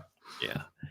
So that's it's a cool story. But anyway, just tying all that around. So we got off on a little bit of tangent here. So let's get back on track. Quinn Gibbler with a mailbag question. He said, what team, if any, would a loss to keep us out? Any team so bad that if we lost to them, we would have a tougher time getting in? I actually don't think that's the case, Ryan. And that's why it's so important to play Ohio State, USC, and Clemson. Right. And we've seen this before. I mean, we saw Clemson in 2016 lose to a mediocre Pitt team, like 8-5, 7-6 Pitt team. We saw 2017 Clemson lose to a 4-8 Syracuse team and get the number 1 seed in the playoff. Right. Alabama one year lost to a Auburn team and got in. Right. I mean, so Ohio State got obliterated by Purdue one year and still finished 5th, right? Just outside, because there was 3 undefeated teams that year. If Notre Dame would have lost any game that year, Ohio State gets in over them, even with that blowout loss to Purdue. So we've seen this plenty of times where teams have like not good losses. It's about who you beat. Yeah. And ultimately, that's the key. You've got to have some big wins. And so to me, it's if they go 3-0 in the Big Three and they lose to NC State at home or Duke or Louisville or something like that, I think they're still in, unless the other caveat is there's just a bunch of undefeated teams or a bunch of one-loss teams with even better wins and a better loss. So if they go 3-0 against the Big Three, I think Notre Dame's going to be hard to keep out unless they have 2 losses along the way. I would say the only other caveat is if they lose late. But even then, we've seen teams lose late and get in. It just will depend on what's the record of the other teams around them. Well, I mean, if we're assuming that this one bad loss is the only loss of the season, right? I mean, you're still right. Hard to imagine keeping a team out that beat Ohio State, Clemson, and USC in the same year, unless those teams are all disappointing, sure. Right? I mean, that's the other part of it. Because remember, everybody thought, the 21 schedule is going to be so hard because Wisconsin and USC was a preseason top 50. And I'm like, no, they're not. Wisconsin was overrated going into that year too. But if they would have been better, and a typical Wisconsin team and a typical USC team, Notre Dame at 11-1 might have been in 2 years ago. They really might have. But they weren't, because the schedule overall stunk. Mm-hmm. Insured by Big. This is an LSU fan here, but I'm going to give this guy credit because this is the first respectful that I can remember LSU fan we've had in our chat. So I do appreciate that very much. I mean that. Yes. He says, he's an LSU fan here, but Notre Dame is going to be a beast this year. Good luck. Defense will be strong and offense will be more balanced and dominating. Definitely a playoff team this year. Well, there's certainly a playoff caliber team. There's still some holes and Notre Dame's in the same boat as a lot of teams, Ryan. LSU, Bama, there's a lot of teams with holes to fill in January. And that's what spring ball's for. That's what summer camp is for. That's what fall camp is for. is to fill those holes. But I do think Notre Dame is one of those teams. There's probably about 7 or 8 teams right now, to me, that if they play to their potential are a playoff team right now. There's always the caveat for a surprise team to make a run. You know, like, I don't know that any of us thought Clemson was going to be that team in 15 until they did it. Right. I mean, we knew they were going to be good, but were they a playoff team? No, Clemsoning was still a thing at that time.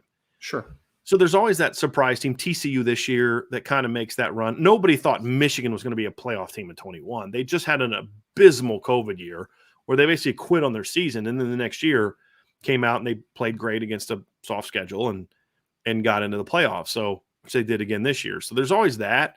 But I think there's like 7 or 8 teams, in my opinion, that kind of, you look at the season, say, if that team is as good as they should be, they're going to have a shot to be a playoff team. And I do think Notre Dame is in that conversation. I really do. Just shout out to this commenter, though. That was very respectful. Yeah. I mean, it's like, why can't we just go talk football? Why does everything got to be like, if you say anything about my team, then, or I can't say anything nice about another team, or I'm like losing my fan card, right? Like, it's, I appreciate that. I respect that for sure. But I mean, they should be. They still have some stuff to prove, like LSU does, like Bama does. You know, I mean, look, Georgia, you expect them because they've won 2 years in a row, but they're going to have holes to fill and questions that need to get answered. It's just the reason they won back-to-back titles is because they answered those questions last year.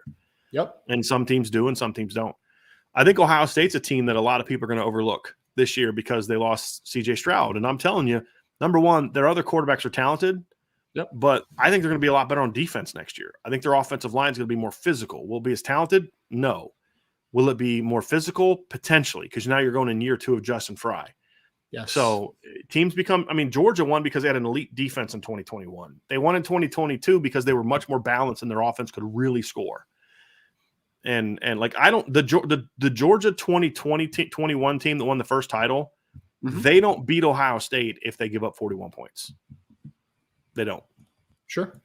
They couldn't score enough. The 2022 Georgia team could. And that's what makes great teams is, hey, we lost some guys. We have to reshape as a team, but this year we're going to be better here than we were over there. LSU for years was a team built on running the football and playing great defense. What did they do the year they won the title? Good on defense, but not elite. But they threw that ball all around the yard, right? It's just about something's got to step up and be a strength. So it's going to be – Ryan, I really think this is going to be a fun college football year because I see a lot of teams getting better. As some of the teams at the top are still really good, but maybe not quite as good as they've been, maybe not quite as talented as they've been. You know, Clemson's kind of – it's not that Clemson's it's not just that Clemson's falling. They are. It's that they're falling as other teams are ascending. Other programs are ascending. You know, Pitt is not getting talked a lot about, but they've had 2 really good years in a row. And doing it last year for them, right, for them. 9-4 for them is a lot different than Notre Dame going 9-4, if we're being honest. But, you know, and then one of their 4 losses was an overtime loss at Tennessee, or again, home against Tennessee. It was a good team this year. Yes, very good team this year. Yes. So Pat Narduzzi's doing a nice job there. They're getting better. They got Phil Jerkovic in. They got some other talented players in through the transfer portal. So they're doing better. Obviously, NC State is kind of just hovering around that 8-9 win team, but, you know, they're recruiting pretty well. I think the Robert and I pickup was a good pickup as an offensive coordinator. I really like that hire. And I love what Tony Gibson did with their defense this past year. I mean, they were really good on defense this past year. So Florida State's getting a lot better. I mean, Mike Norvell is really turning that thing around. And the buy-in there is obvious because so many kids chose to come back. I mean, they had very few kids jump in the portal that weren't just like they had the running back jump in the portal because he was just struggling for time. But you had a lot of kids coming back, a lot of kids turning down. I mean, Jared Verse turning down the NFL, Jordan Travis turning down the NFL. Yeah. You know, not that he'd been a high draft pick, but it's 6th year. It's kind of like, you know, I mean, you've been doing this for a while. You got 2 of your most important players back on. Well, I would say your best player on offense and your best player on defense came back, right? I mean, that's so substantial, no doubt about it. I mean, Florida State's gonna be they're gonna be a good little team. Really not little team. They're gonna be a good football team next year. Yeah, they are. And so I think the ACC is getting better, and as Clemson's coming down, right? Yep. I think Alabama's descending a little bit, but other teams in the West are getting better, right? Yep. I mean, LSU, Brian Kelly's righted the ship, right? Not most people thought he would suck there. but I just don't think he can win a championship there. But he's stable. He's brought some stability to that program to a degree which was that expected. you didn't have before. And so they're going to be good. Texas A&M they're never going to be as good as people think, but they're a quality team that has almost beat Bama 2 years in a row, or actually beat Bama the year before and almost beat them again this past year. So you look at Ole Miss with Lane Kiffin. They're getting better. They're recruiting better. They're getting transfer portal kids. So the leagues are getting – Kentucky's been good, but, I think Florida's going to – who knows what they're going to do, but Tennessee's getting better, right? They're going to it used to be where Georgia would just have this like, good Lord, they're just not beating any – the East stinks. There's no good wins there. Well, now to get to the SEC title game, you better have a win over Tennessee. That's going to look a whole lot better now and in the future than it did 2-3 years ago. And so that's what I like about it. I mean, Oklahoma has dominated the Big 12 for how many years? And they got their booties handed to them, this past year. To everybody, Texas and Oklahoma leaving for the SEC. And the Big 12 said, we're going to give you a really nice parting gift of beatdowns week after week after week. Yes. So enjoy them. Now, will that continue this year, Ryan? That's a question. That's a question. It has been nice to see Tennessee get back because, I remember when I was younger, like Tennessee was always a good team, going Tennessee from and Florida used to play in great games every year when I was in high school and college. They played some phenomenal games. When Spurrier and Fulmer were both in their prime, man, they played some great. Peyton Manning to T. Martin. And then, the last probably good team outside of this past year was maybe Eric Ainge's last year at Tennessee. It's been a long time, man. It's been a long time. Yeah.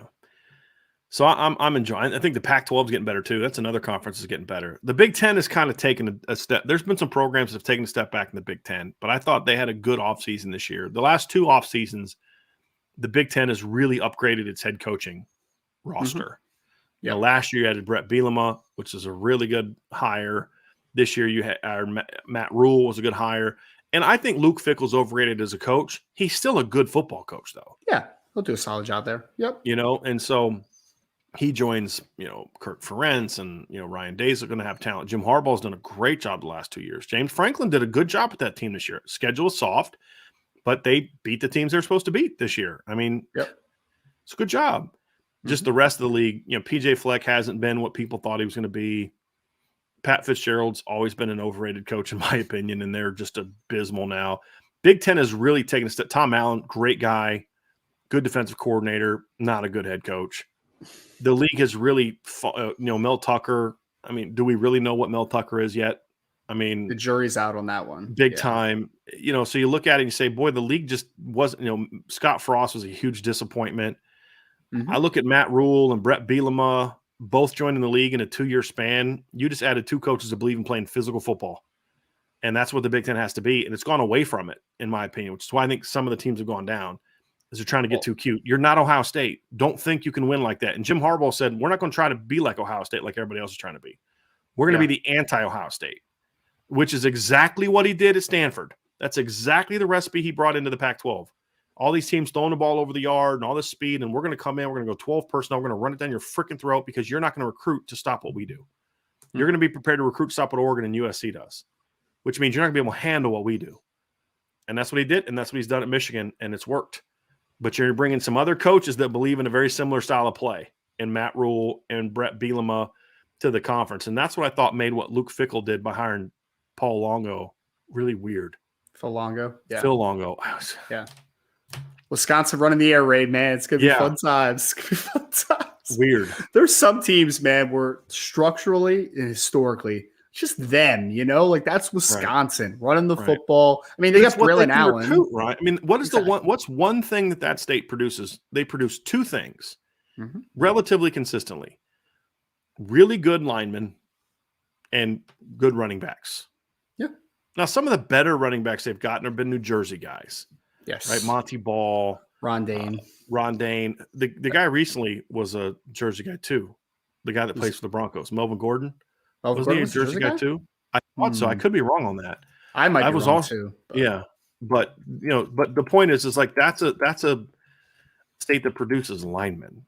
No, he's a Wisconsin guy, to my point. So they'll produce running backs as well. He's a Wisconsin guy.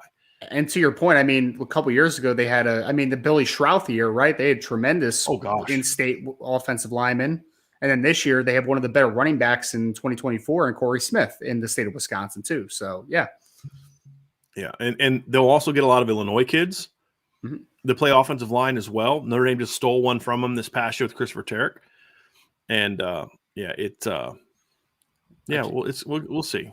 We'll I see. just I can't wait to see how much if they misuse Braylon Allen, because that kid's a monster, and you're not, and now he's running out of an air raid system. So we'll see how that looks. I don't know. Yeah. Let's see how it looks, Ryan. So we did have a super chat down here that I want to get to from Kevin Carter. Thank you, Kevin. Brian and Ryan, if you are the head coach concerning recruiting moving forward, what state that is not currently a pipeline state would be your next state, and what would your strategy to take the territory? So a state that right now is not considered a pipeline. Mm-hmm. So let's say that obviously, I mean, what state right now is a pipeline for Notre Dame, like a consistent pipeline to Notre Dame? I think Kevin's. So this is spurning off of that they're trying to make Texas a little bit more of a pipeline to Notre Louis, Dame, right? Chicago, Yeah, St. Louis, right.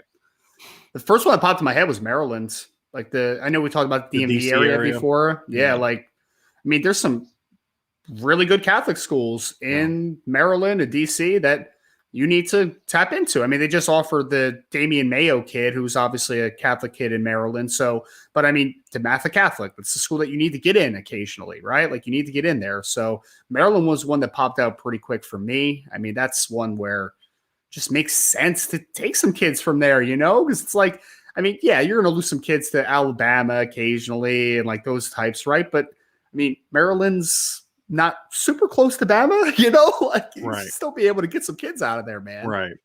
Especially with such a high assortment of Catholic schools. You're losing kids constantly to Ohio State and Michigan, which is frustrating, especially Ohio State.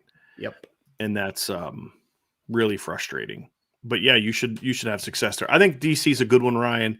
Yep. I'm going to go out and just say, to answer Keith's question, that we're going to already include Texas and St. Louis as part of that conversation, and Chicago as part of that conversation. They've already started trying to build the pipeline there. Yep. One good year in Texas does not equal pipeline. One good year or 2 good years in St. Louis does not equal pipeline. But to Keith's question, it's already been established that they're trying to do that. Exactly. I'm going to go with another one, Ryan. Mm-hmm. And it's one that you and I were talking about before the show. Arizona. It's a good one. Because I don't think any of the southeastern states are ever going to be pipelines. There's going to be times when you're going to have success in Georgia. There's going to be times when you get kids out of the Carolinas and areas like that. Carolina would be a state that I would strongly consider as being that, but I kind of think they're already there. I mean, they've got a lot of kids out of North Carolina over the years. And even Greer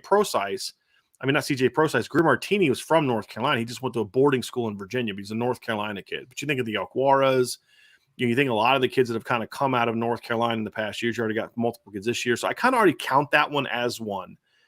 I don't think Pennsylvania produces enough talent that fits at Notre Dame to kind of make that one there, but they still have success there.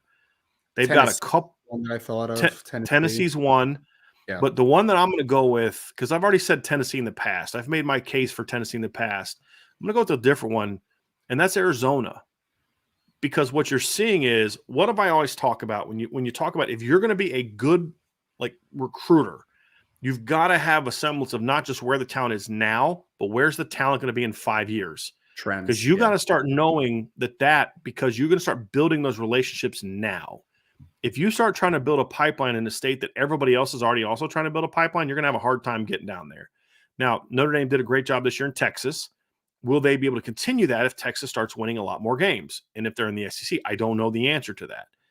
The reason I think Arizona is fascinating, Ryan, is because you're seeing a major population shift from California into Arizona. And if you look at the most recent electoral college changes, California lost numbers. They lost, I think, 2 seats because their population has gone down. And you're seeing Colorado change a lot, become much more of a California type voting state, because having lived there, a lot of people from California came there. But you're starting to see over the last 5 to 10 years a lot of California people making their way down to Arizona. And so you're seeing Arizona starting to produce more and more and more big time talent. And so it's not just because, wow, look how good Benjamin Morrison was. Let's go there again. I think it's a lot of, hey, this is a state that's got some legit athletes. And so why didn't Benjamin Morrison flash on film more than he did to some people? Now, he did to us, but it's because he didn't dominate it the way I think people assumed he should have dominated Arizona football. Right. Because there's a lot of people that still don't understand how good Arizona football is. I thought that's why some people really underrated Anthony Lucas. Now, some had him as a 5-star, but like one of the outlets, I believe, didn't even have him in the top 100. And I'm like, how did you not have Anthony Lucas in the top 100? Right? Mm-hmm. Like, he's definitely a top 100. You could debate if he's a 5-star or not. That's fair. But is he a top 100 guy? Absolutely. And for a long time, not everybody had him there. Right? I'm looking at his ranking now. I think there was still one outlet that did not. Yeah, ESPN did not have him in the top 100. Now, of course, they didn't have Quentin Nelson there either, so it is ESPN. But the point is, you're starting to see more Elijah Rushings coming out of there, more Elijah Pages, more Benjamin Morrisons.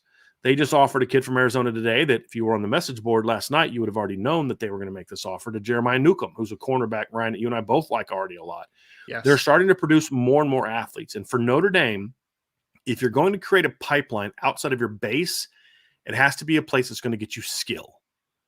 Notre Dame doesn't need to go to Arizona to get linemen. Now, that doesn't mean there might not be an occasional kid they like, Tosh Baker, Elijah Page. Yeah, right? That's fine. Anthony Lucas on the D-line, Elijah Rushing, that's fine.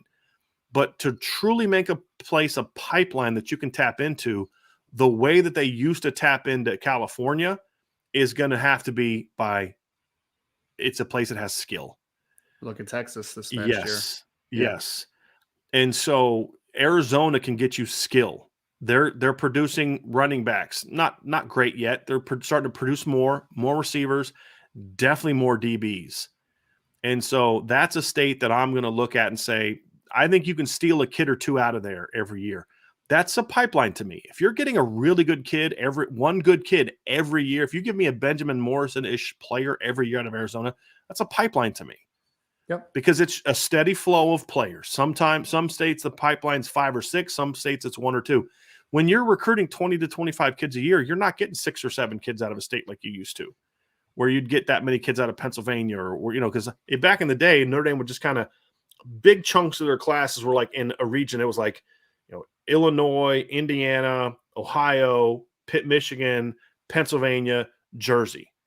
Like you go back and look at the 1988 football team, there's a ton of kids from Illinois.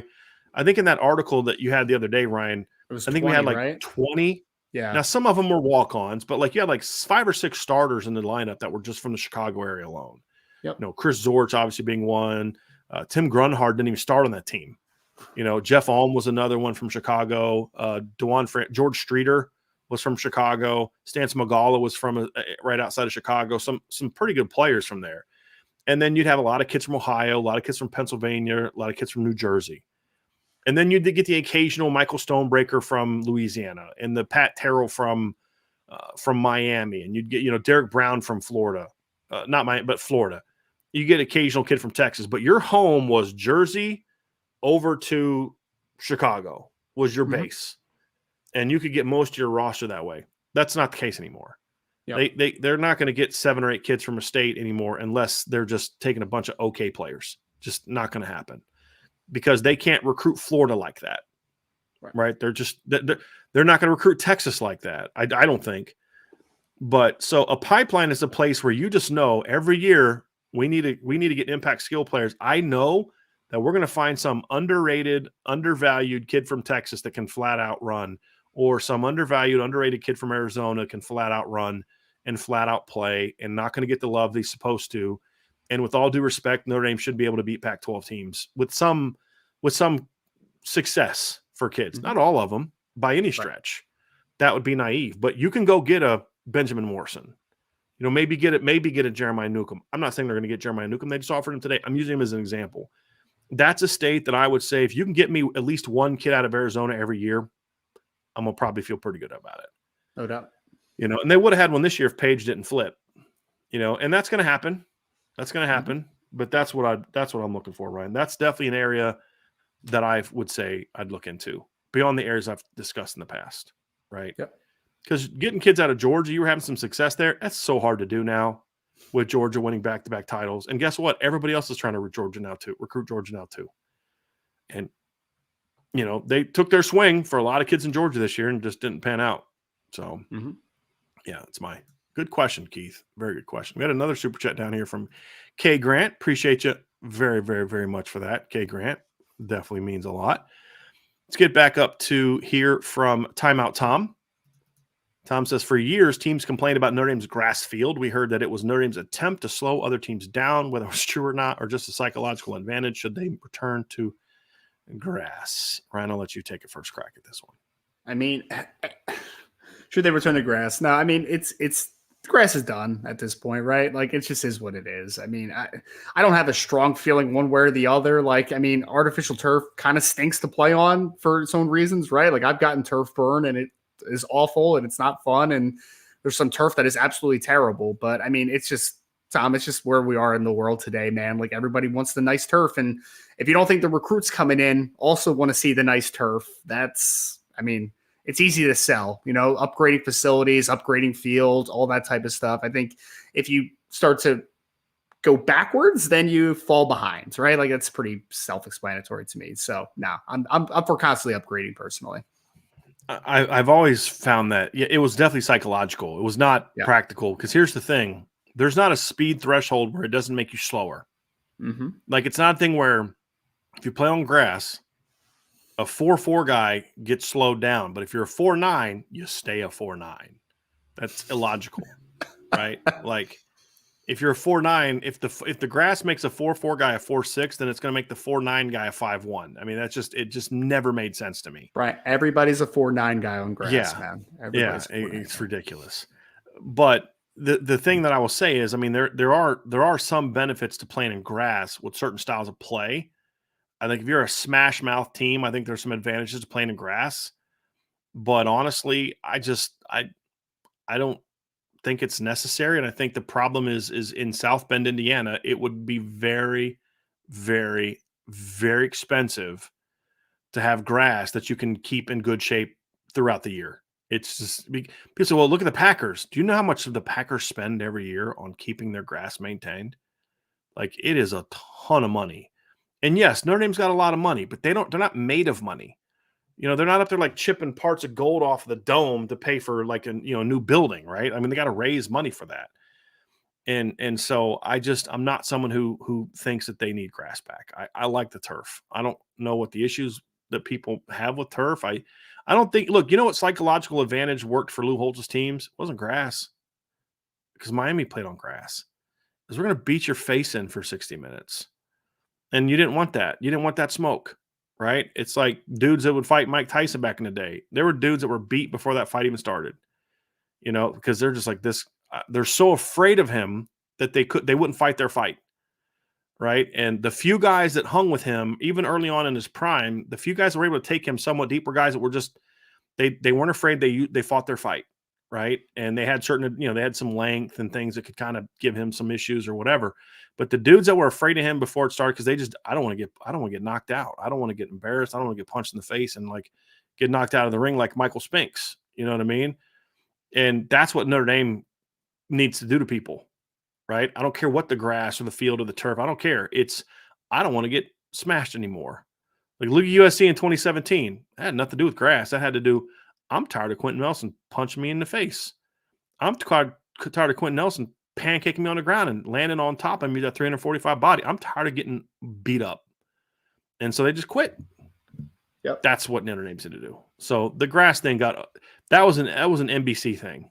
They played that up, and it got in people's heads. But what? Guess who still won that game? USC still won that game in 2005. All the talk about the grass and slow them down. Guess who won the game? Why? Because Dwayne Jarrett was still faster than Ambrose Wooden. It doesn't matter what. Because Reggie Bush was still faster than everybody else in that field, and it didn't matter how high the grass was. And that's what the reality was. Reggie Bush moved at a different speed in college, Yeah. man. He was Yeah. ridiculous. And Absolutely ridiculous. Darius Walker went out of bounds, and Anthony Fasano got stripped. I mean, those things factored into it. But like when the game was on the line, those guys just made more plays. And Brady did his part, and Samardzija and Stovall did their part, and all that. But at the end of the day, they just couldn't stop USC, no matter how high the grass was. And I used to they love lost. Darius Walker, man. I used to love Darius Walker. Still should have stayed in bounds. Should have stayed in bounds. Probably should have stayed in school too. For being honest, yeah. Truth. Milton Fan 15 says, really stinks we are not playing UNC. Mac Brown is super complimentary to Notre Dame after losses to Notre Dame. They're just a really good team. Best team we've played so far. Ryan, I have a great deal of respect for Mac Brown. He's one of the classiest coaches in the business. And having been around him at different coaching conventions and know people that have worked for him, that's just who he is. It's not fake. He's a good dude. Yep. Having said that, I do not want to play Drake May in year 2 as a starter. Are you kidding me? I got enough things to worry about right now, right? Like hard pass, and so no, I look, I don't care if a coach is complimentary to Notre Dame afterwards. I kind of like when Notre Dame, when coaches run their mouths after games, when Notre Dame just pounded their face in. It brings me joy, like listening to Pat Narduzzi whine after Notre Dame just beats the bricks off of them. Like cool. I don't need you to be respectful because I just dominated you. So I don't care what you say about me afterwards. Say whatever you want because look at the scoreboard. That's all I care about. Is it nice when a coach has respectful things? Sure. 100%. But I didn't need Mac Brown's validation after that game to know how good Notre Dame was when they were on. I just watched the game. I watched them do it for 55 minutes. They didn't do it for 60, but they did it for 55. And so, but I have a great deal of respect for Mac Brown. He's a great dude, man. He's a great dude. I don't want to face Drake May. I'm not afraid of anybody, but I already got to deal with Caleb Williams. I already got to deal with whoever Ohio State's going to trot out there. I got to deal with Cade Klubnik. I got to deal with Riley Leonard. I got to deal with Brendan Armstrong. I got enough to deal with this year. If I'm Notre Dame, I don't want to have to deal with Drake May also. So pass. You missed Tennessee State's quarterback. You didn't say who is their quarterback, by the way. I don't know. I have no idea. Oh, gotcha. I thought it was like somebody maybe transferred there or something. I know they have a decent running back named Devon Starling who may have transferred. I don't know, but I don't know who their quarterback is. D-Rock Irish said Ohio State is scrambling to get quarterback depth. Heard they may be getting a QB out of the portal from Oregon State. I think that's already happened. It was the Gebbia Chance kid. Nolan? Oh, Gebbia. Yeah. It's a depth guy. I mean, they're literally just trying to get an emergency quarterback. I mean, yeah, they're going to have because it's basically because they don't want they're doing what Notre Dame would be doing if Tyler Buckner didn't get hurt this year. Right. We've talked about this because they're not going for Sam Hartman, in my opinion, if Tyler Buckner doesn't get hurt. And he develops this year. They still would have had to go to the portal because you don't want Kenny Minchie to have to be your third string quarterback, right? And Ohio State's in an even better position because they had Kyle McCord and Devin Brown. Devin Brown, I've always felt is a tad overrated. I mean, number one player in the country by on 3, no thanks. But he's still good, and Kyle McCord's very good. They're both good players. They're certainly better than Steve Angeli in my view as prospects. So. That's a move that that's the kind of move I said that Notre Dame would have made, not him specifically, but that's the kind of move that Notre Dame would have had to make if they didn't get Sam Hartman because they weren't looking for a starter. And that's what Ohio State's doing. Yeah. I think they already got him. I saw that was announced yesterday. I think you may be right. And I mean, regardless, Tristan Gebbia is not starting for Ohio State next year, right? If he is, some bad stuff went down. Exactly. And I think you also have to you have to protect yourself a little bit too, not only from just, trying to get quality depth in a room, but also, you have 2 kids that were high ranked recruits in Kyle McCord and Devin Brown, who were expecting to have a quarterback battle, right? The loser with how today's world is, can't guarantee that he's going to be around that long, right? I mean, that's the fact of it. So Ryan, that's a great point. Even think about that. Yeah. And then you're left with the winner and your true freshman. Especially and that's it. Because could you imagine if Kyle McCord loses the job? Like, why would he stick around? Like, I'm out of here. I'm 2 years older than that kid. Player? Like, exactly. Yeah. Yeah, exactly. Yeah, that's a good point. That's a really good point. And then you wonder does Ohio State manipulate it to where they maybe tell him he's going to be the starter coming out of spring ball. Right. And you know what I mean? Like, yeah. Kind of like I feel like Ole Miss is doing to Jackson Dart right now. Like now out of nowhere, the day the portal closes, there's rumblings that Spencer Sanders might also go to Ole Miss. That's weird. On top of Walker Howard. Okay. you're just now doing that. So I don't know. I wouldn't be shocked if that happens if Jackson Dart jumps in the portal. That's right? interesting. But I think they're trying to wait till after the 18th is closed before they really announce that Spencer Sanders might be going there, if that's in fact what happens. Well, so that would be really funky, man. Because I know Dart was up and down this year, but like the kid is talented. I would like to see him with a second He's year. Young. Yeah, exactly. Yeah, I think you're going to see a lot more coaches kind of focusing more every year more on this year and not building their rosters. Yeah, especially coaches that are kind of maybe looking for that next gig. To be honest with you, and I don't think Lane. This is just my guess, my opinion. I don't know Lane Kiffin. I don't know anyone that knows him. I'm just telling you my opinion based on his career. I don't view Oxford, Mississippi as like his desired dream final destination. Like this is where I'm going to be till I'm retired destination. Right. I don't think that's the case. So what do you got to do? You got to win as much as you can now to be in position to get that next job. It's kind of how I see it. Sure. Will C 2.0 mailbag question. Is there any player left from the team that lost to Miami 2017, Notre Dame's last ACC regular season loss? So all those guys that were on that team were 60 years this year. Mm-hmm. It's like Josh Lugg, that 2017 class of like Josh Lugg. And I think he was their only 60 year this past year, Ryan, I believe. I think he was the only kid left from that team, if I remember correctly. Because Avery Davis would have been. Yes. So him and Avery Davis were the only two. I'm pulling up that class right now. Because obviously Javar Armstrong's not here. Myron's gone. Heinisch is gone. Michael Young, Brock Wright, Cole Kmet, CJ Holmes. Gibbons is still in college, but not at Notre Dame. Hainsey and Banks from the NFL. David Adams, Drew White, Jeremiah Wusu-Koramoah, Jonathan Dorr, Darnell Ewell, Myron Tungaloa-Mosa, Jonathan McAllister, Kofi Wardlow, Isaiah Robertson, and Jordan Jim Markeith. So, yeah, Davis and Lugg were the only two left, and they're both gone. So, yeah, there's nobody left from that team. David Adams was the Pittsburgh kid that just had bad shoulders, right? Yeah. That was him? Yep. He's a good football player. Just couldn't. He just was undersized and couldn't stay healthy. Yep. I'm looking at the 2018 team. All the receivers are gone.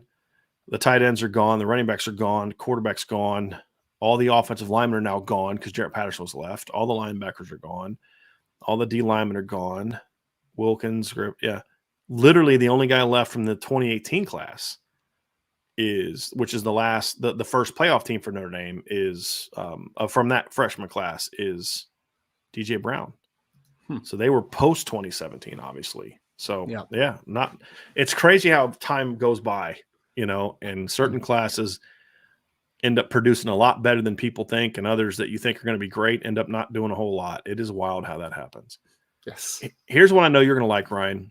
Okay. It's from Clay Murphy. Has anybody watched Luke Talich's highlights? Dude is electric. So real quick, Clay, I don't recognize your name in the chat, so you may be a new listener. I would encourage you to go back to our signing day show. We had Luke and Jordan Faison and Henry Garrity, three of their better preferred walk-ons on the show. And as we were talking to Luke, we had his film on, and then we evaluated him a little bit afterwards. So I'm going to let Ryan answer the question.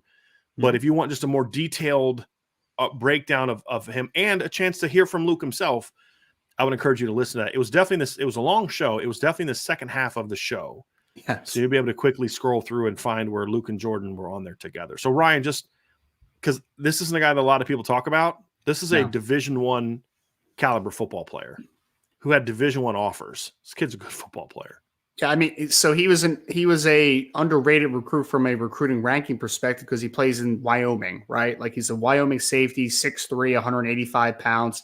You watch his film, and I know people were talking about it in the chat a little bit earlier, but kid is ferocious, man. Like that's the best word to put it. Like he is a pretty good athlete overall, but man, he comes with force. He comes to balance as a tackler. He's a ferocious hitter. He really is. And he had offers, to Brian's point, from Utah, Washington State. I mean, there were several Pac-12 schools that wanted Luke Talich to come and play on a scholarship. Like he wasn't just like a preferred walk-on offer. Like he had legit scholarship offers, right? And the fact of the matter is that his family is very pro Notre Dame. He's very pro Notre Dame. He grew up a Notre Dame fan. I mean, he didn't make it like it was very well known that he was a Notre Dame fan. So despite the fact that they had he had a bunch of offers to him, Luke Talich decided that Notre Dame is the best spot for me. And I've said this before, and I'm going to keep saying it. I haven't seen him in Notre Dame uniform yet. Don't know what it looks like.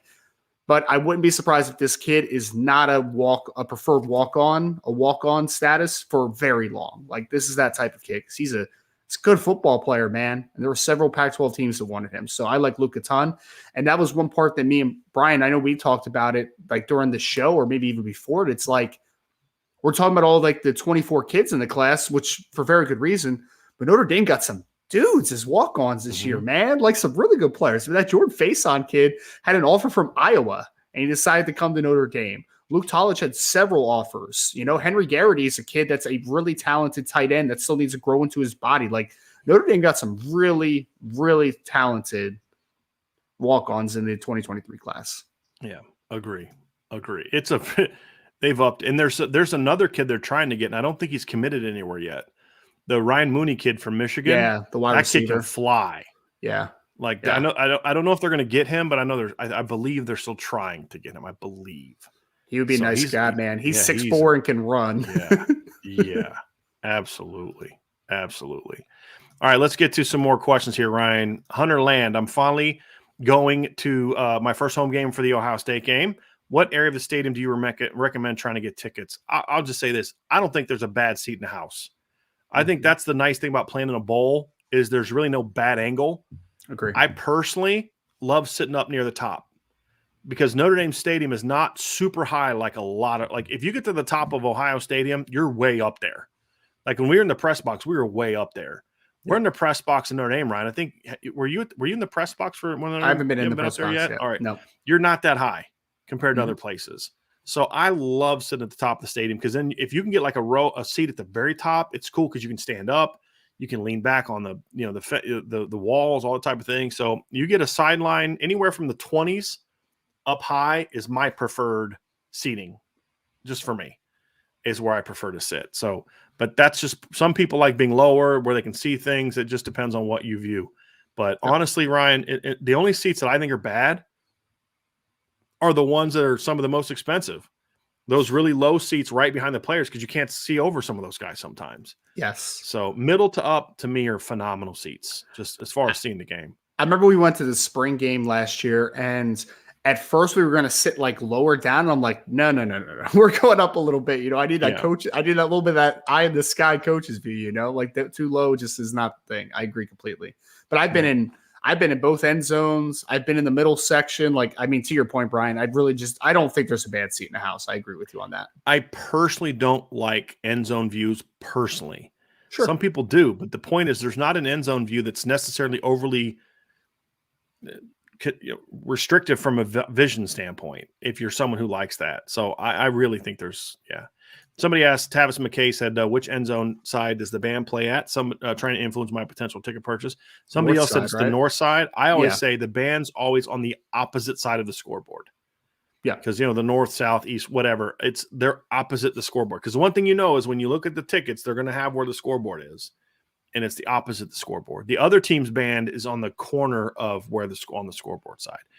Elizabeth Crook, thank you for advice on this one. Says go to Dublin. It's an amazing city. What we were talking about is we would go not stay in Dublin, but visit Dublin. Because I heard Dublin's very expensive to stay in, but we would stay like outside the city and then just obviously drive in and commute. Because I also want to get out on the see some of the rest of the island myself. Here's a question from JP Buellsfeld, my guy. Well, most difficult to least difficult, Ohio State, USC, Pittsburgh, Wake Forest, Central Michigan, and Tennessee State. Most difficult to least? Yeah, I think he nailed it, to be honest with you. I think he has it right. Most difficult to least difficult of those 6 teams. I think you got it right. Yeah, I agree. I was like looking, I was like, I would really change that too much. So yeah, no, JP, I think you nailed it, man. I do. Of those 6 teams, I definitely think that that's in order. You can maybe nitpick Pitt and Wake Forest, but I think Wake Forest fans are going to be very surprised at how important Sam Hartman was to that football team. Very surprised. Wake Forest lost a lot, man. They lost a lot. Whole lot. Pitt's bringing they lost their running back, but they're bringing a decent amount back, and you upgraded your quarterback position, so it should be better.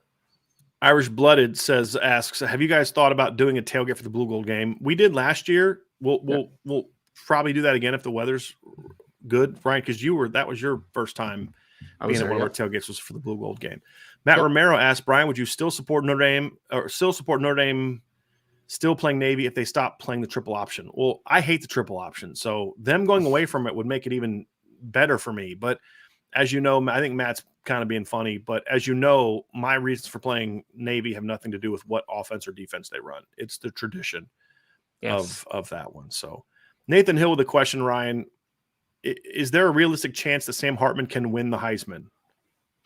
I mean, yeah, is there a it's chance? realistic. There's a chance. Yeah. I mean, it's should he be a favorite? I wouldn't put him as a favorite, but no. I mean, if Notre Dame is 11-1 or 12-0 at the end of the season, and Sam Hartman's played good football throughout, I mean, Heisman is a quarterback award at this point. Look, let's call it what it is. It is. No, let's be clear. It's a quarterback of one of the top teams award, because Max Duggan was not even the third best player or the second best player on his offense this year. He was at best the third best player on their offense. Kendre Miller was a better player than him.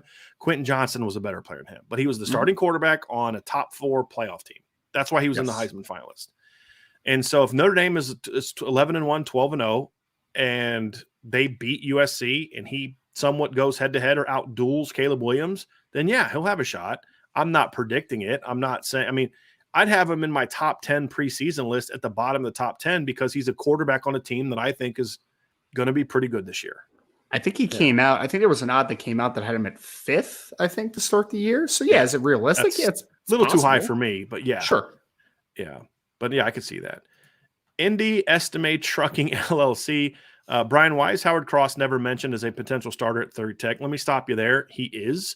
I talked about this in my replacing Jason Adamiola article, which was up last week. I talked about him, but the reality is because he is a starter at nose tackle. He can't start at 2 positions.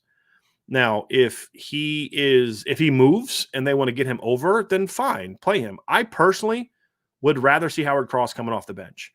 And that's not because I don't think Howard Cross is a really good football player. I think he's been a pretty darn disruptive player. It's just I could point to all the data. He is really good in games where either has limited snaps or early in the season because he's 275 pounds and he's 6 feet tall. He wears down.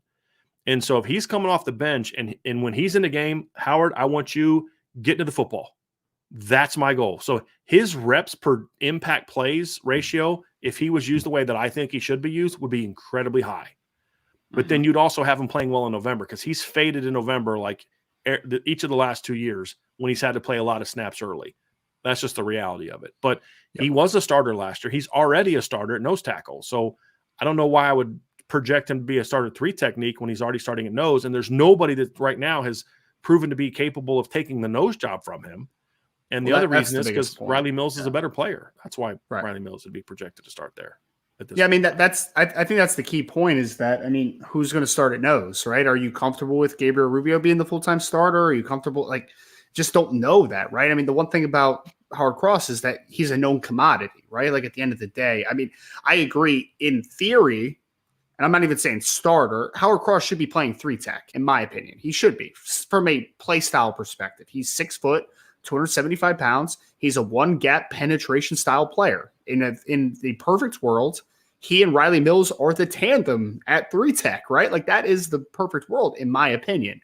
But you need to find that answer at nose tackle. And, I mean, it's just, I like Gabriel Rubio. I think he showed some good things this past season. I think that he has potential. I know there's a couple other guys on the you know, if an Aiden Kiana could stay healthy, maybe he could give you some snaps, but like, you just don't have known commodities right now at nose. And he's still your starter because you're not going to, there's no one on your roster that's going to be a nose tackle and play 50 snaps. 100%. Nobody, not Rubio, not Kiana. Nobody's going to give you that many snaps at nose. Nobody. And so that's kind of where it is. But I got nothing but respect for him. As far as when I Google you, why does it come up as a musical artist? Elaborate, please. I have no idea. What? That's not me. I didn't do that. Yeah. So I've never Googled myself. So I didn't even read the second part of that question. Yeah. I don't. I'm not one of those guys. I know people like this. They'll Google their name all the time. See, and I'm like, I Googled myself once because I was trying to look for a baseball article that got written about me in high school so I could show it to my wife because she was doubting my pitching prowess back in the day. So I had to, did you find it? Show her. Yeah, I did. Yeah, nice. I did. Broke Neck Boy, what is the greatest NFL college offense and defense of all time? NFL, I mean, I still think it's that Rams, the first Rams team with Kurt Warner. Greatest show on turf. Yeah, I think so. The first one, not the one that lost next year, but the first one is still, to me. The Chiefs team recently was pretty good, but like the difference between that Rams team and the recent Chiefs team is that Rams team did it when they could still play defense in the NFL. Yep. That's the difference. As we saw in the Super Bowl the next year when the Rams were getting held nonstop by Ty Law and the Patriot Corners. It's a different conversation for a different day. Greatest defense of all time. I mean, it's got to be the '85 Bears or one of those Lawrence Taylor Giants teams from the '80s. Those were great teams. The Ravens that year they won the Super Bowl were pretty good. I don't think they were as good as the Bears and the Giants from the '80s, in my opinion. I don't. College, I mean, I think the LSU team from 2019 is the greatest offensive team I've ever seen. Best offense I've ever seen, yeah. Because they could run, they could throw, they had elite players everywhere. They were phenomenal. Best defense of all time in college? Boy, that's a tough one. Maybe one of the Nebraska 90 teams, right? Like, yeah, they were nasty. good. Alabama had some filthy defenses their 2012 defense was insane. Oh, how about that? I'd say the 11 defense might even been even better. Because if you think about that Alabama team in 2011, they gave up 8.2 points per game. Their only loss that year to LSU, they lost 9-6. And then they got a rematch against LSU in the championship game and beat them 21-0. That team, Ryan, here's what they gave up that year. 7 points, 11 points, 0 points, 14 points to number 5 Arkansas. 10 points, 0 points, 7 points, 6 points, 9 points, 7 points, 14 points against Auburn, and 0 points against LSU. The most points they gave up all year that year was to 21. Ryan, I'll give you a $100 raise if right now you can name who that team was in 3 seconds. Nope. Georgia Southern. Nice. Scored 21. That team gave up more than 20 points once all year in this era of college football. That was the filthiest defense I've seen in a long time. I remember growing up that early 2000s Miami Hurricane defense was just dumb, man. That was dumb defense. It was just ridiculous, man. It really was. Big East was kind of weak back then, though. That's my only knock. But talent-wise, it was just it was like a Pro Bowl roster on a defense and on offense too. But on defense, that was probably the most talented defense I've ever seen. The '90s Nebraska teams were pretty sick too.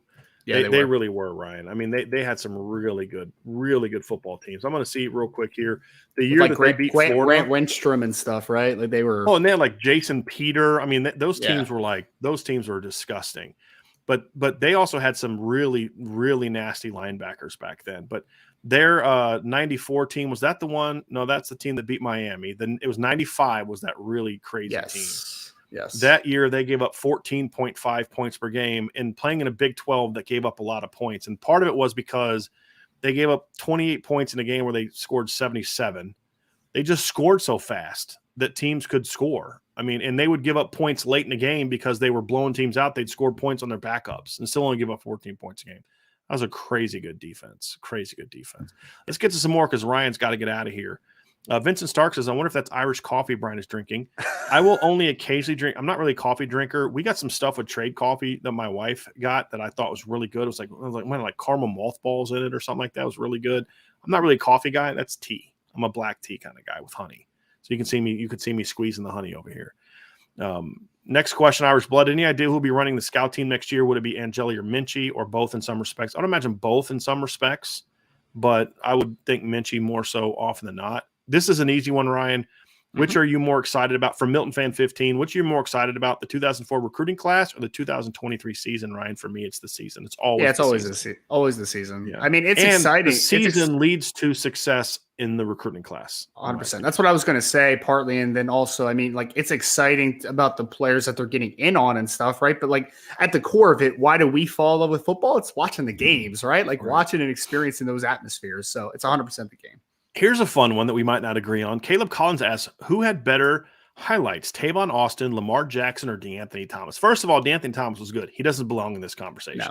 I was going to say it's in order already. It's in order already, in my opinion. Close. I would say Tavon had the sickest highlight. Like the stuff Lamar's to me was the best. because he was so dynamic in so many different ways, in my opinion. But Tavon had the most insane highlight. The only person that can compete with Tavon Austin from just a stupid highlight film is Barry Sanders in 88 and Reggie Bush in 05. Reggie Bush, 05. That's yeah, it. Yeah. Yep. Tavon's highlights were sick. He was playing against not a great Big East, but Lamar to me was the most dominant single season quarterback I've seen in a long time as far as like highlight reel plays. As a passionate thrower, he was nuts. There's also no highlight tape that I watch that makes me laugh more than Tavon Austin. Like, it's just so funny. It's like you feel bad for guys sometimes. You really do. John Faulkner with Super Chat. Thank you, John. How does Notre Dame's quarterback room stack up against the other quarterback rooms on the schedule in 2023? I'll say this, Ryan. They do not have the best starter on next year's schedule, but I'll put their room top to bottom against anybody's. Because I'm not a big Malachi Nelson fan, to be honest with you. And then after that's Miller Moss. Yeah. So they've got the number one. But if you take the whole group into consideration, I think Notre Dame's quarterback room, top to bottom, is as good as anybody's. Yeah. Because the second best player on USC's roster this year is going to be Malachi Nelson, who's a freshman who I think I have some questions about attitude-wise. I'll take Tyler Buckner over Malachi Nelson any day of the week, and I'll take Kenny Minchie over Miller Moss any day of the week. Now, I'll take Caleb Williams over anybody Notre Dame has any day of the week. That's what I'm saying, top to bottom. Best starter? No, they don't. Yeah. Maybe second, maybe. Yeah. Cade Klubnik's up there, but I don't like that room after him. Ohio State's really good 1 and 2, inexperienced, and then what do they have after that? So the South Dakota kid coming in. I'll take Kenny Minchie over him. He's a good player, but I'd say Notre Dame and USC to me have the two best quarterback rooms that are of the teams on the schedule. In my opinion. Now, NC State's got a surprisingly good quarterback room. That's what I was about to say, man. I was about to say if you're not a big Brennan Armstrong fan, that's fine. But like MJ Morse is pretty talented, right? But he has Finley did a good job. Here's the thing: in that offense, in that league, he has shown he can put up big numbers. Yes. So I may not want him at Notre Dame to win a championship, but there's no doubt he can put up numbers in that offense in that league. He's already done it. Right. And MJ Morse Ben Finley was rock solid down the stretch for them. Yep. Yeah. No doubt. So let's get to a few more here. Ryan, Colton Simpson says, do you think it's possible? Hard to teach an old dog new tricks in regards to O-lineman. Thought about that when someone on the board brought up Bray Walker grad transfer. I'm good with now looking at Bray Walker. Yeah. I mean, I'm good. A dude would have to be a guy would have to be a really good player to meet right now for me to bring him in. Either center or guard, he'd have to be really good. Bray Walker wasn't even a starter for Oklahoma, and their offensive line hasn't been good in a couple of years either. Yeah, so I agree. John DeCrisio said, with Super Chase says 1966 Notre Dame defense only gave up 38 points all year. It was insane defense.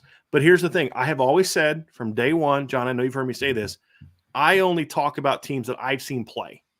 Yeah. It was a different game, I can't speak about how good I can just look at the stats. I watched Nebraska in the 90s. I've watched the Bears from 85. I've watched, so that's why I try to not get into like, well, this team from back in the such and such and things like that. I look at what I know and what I've seen, right? But if you look at the numbers of that 66 teams defense, it was nuts, Ryan. I mean, they had, I think, like 6 or 7 shutouts that year. It was really insane. I'm actually going to pull it up here real quick just to give you a point. They won 26-14 over number 7 Purdue, then 35-7, 35-0, 32-0, 38-0 at number 10 Oklahoma, 31-7, 40-0 over Pitt, 64-0 over Duke, 10-10 tie against number 2 Michigan State on the road, where Notre Dame's best running back got hurt before the game.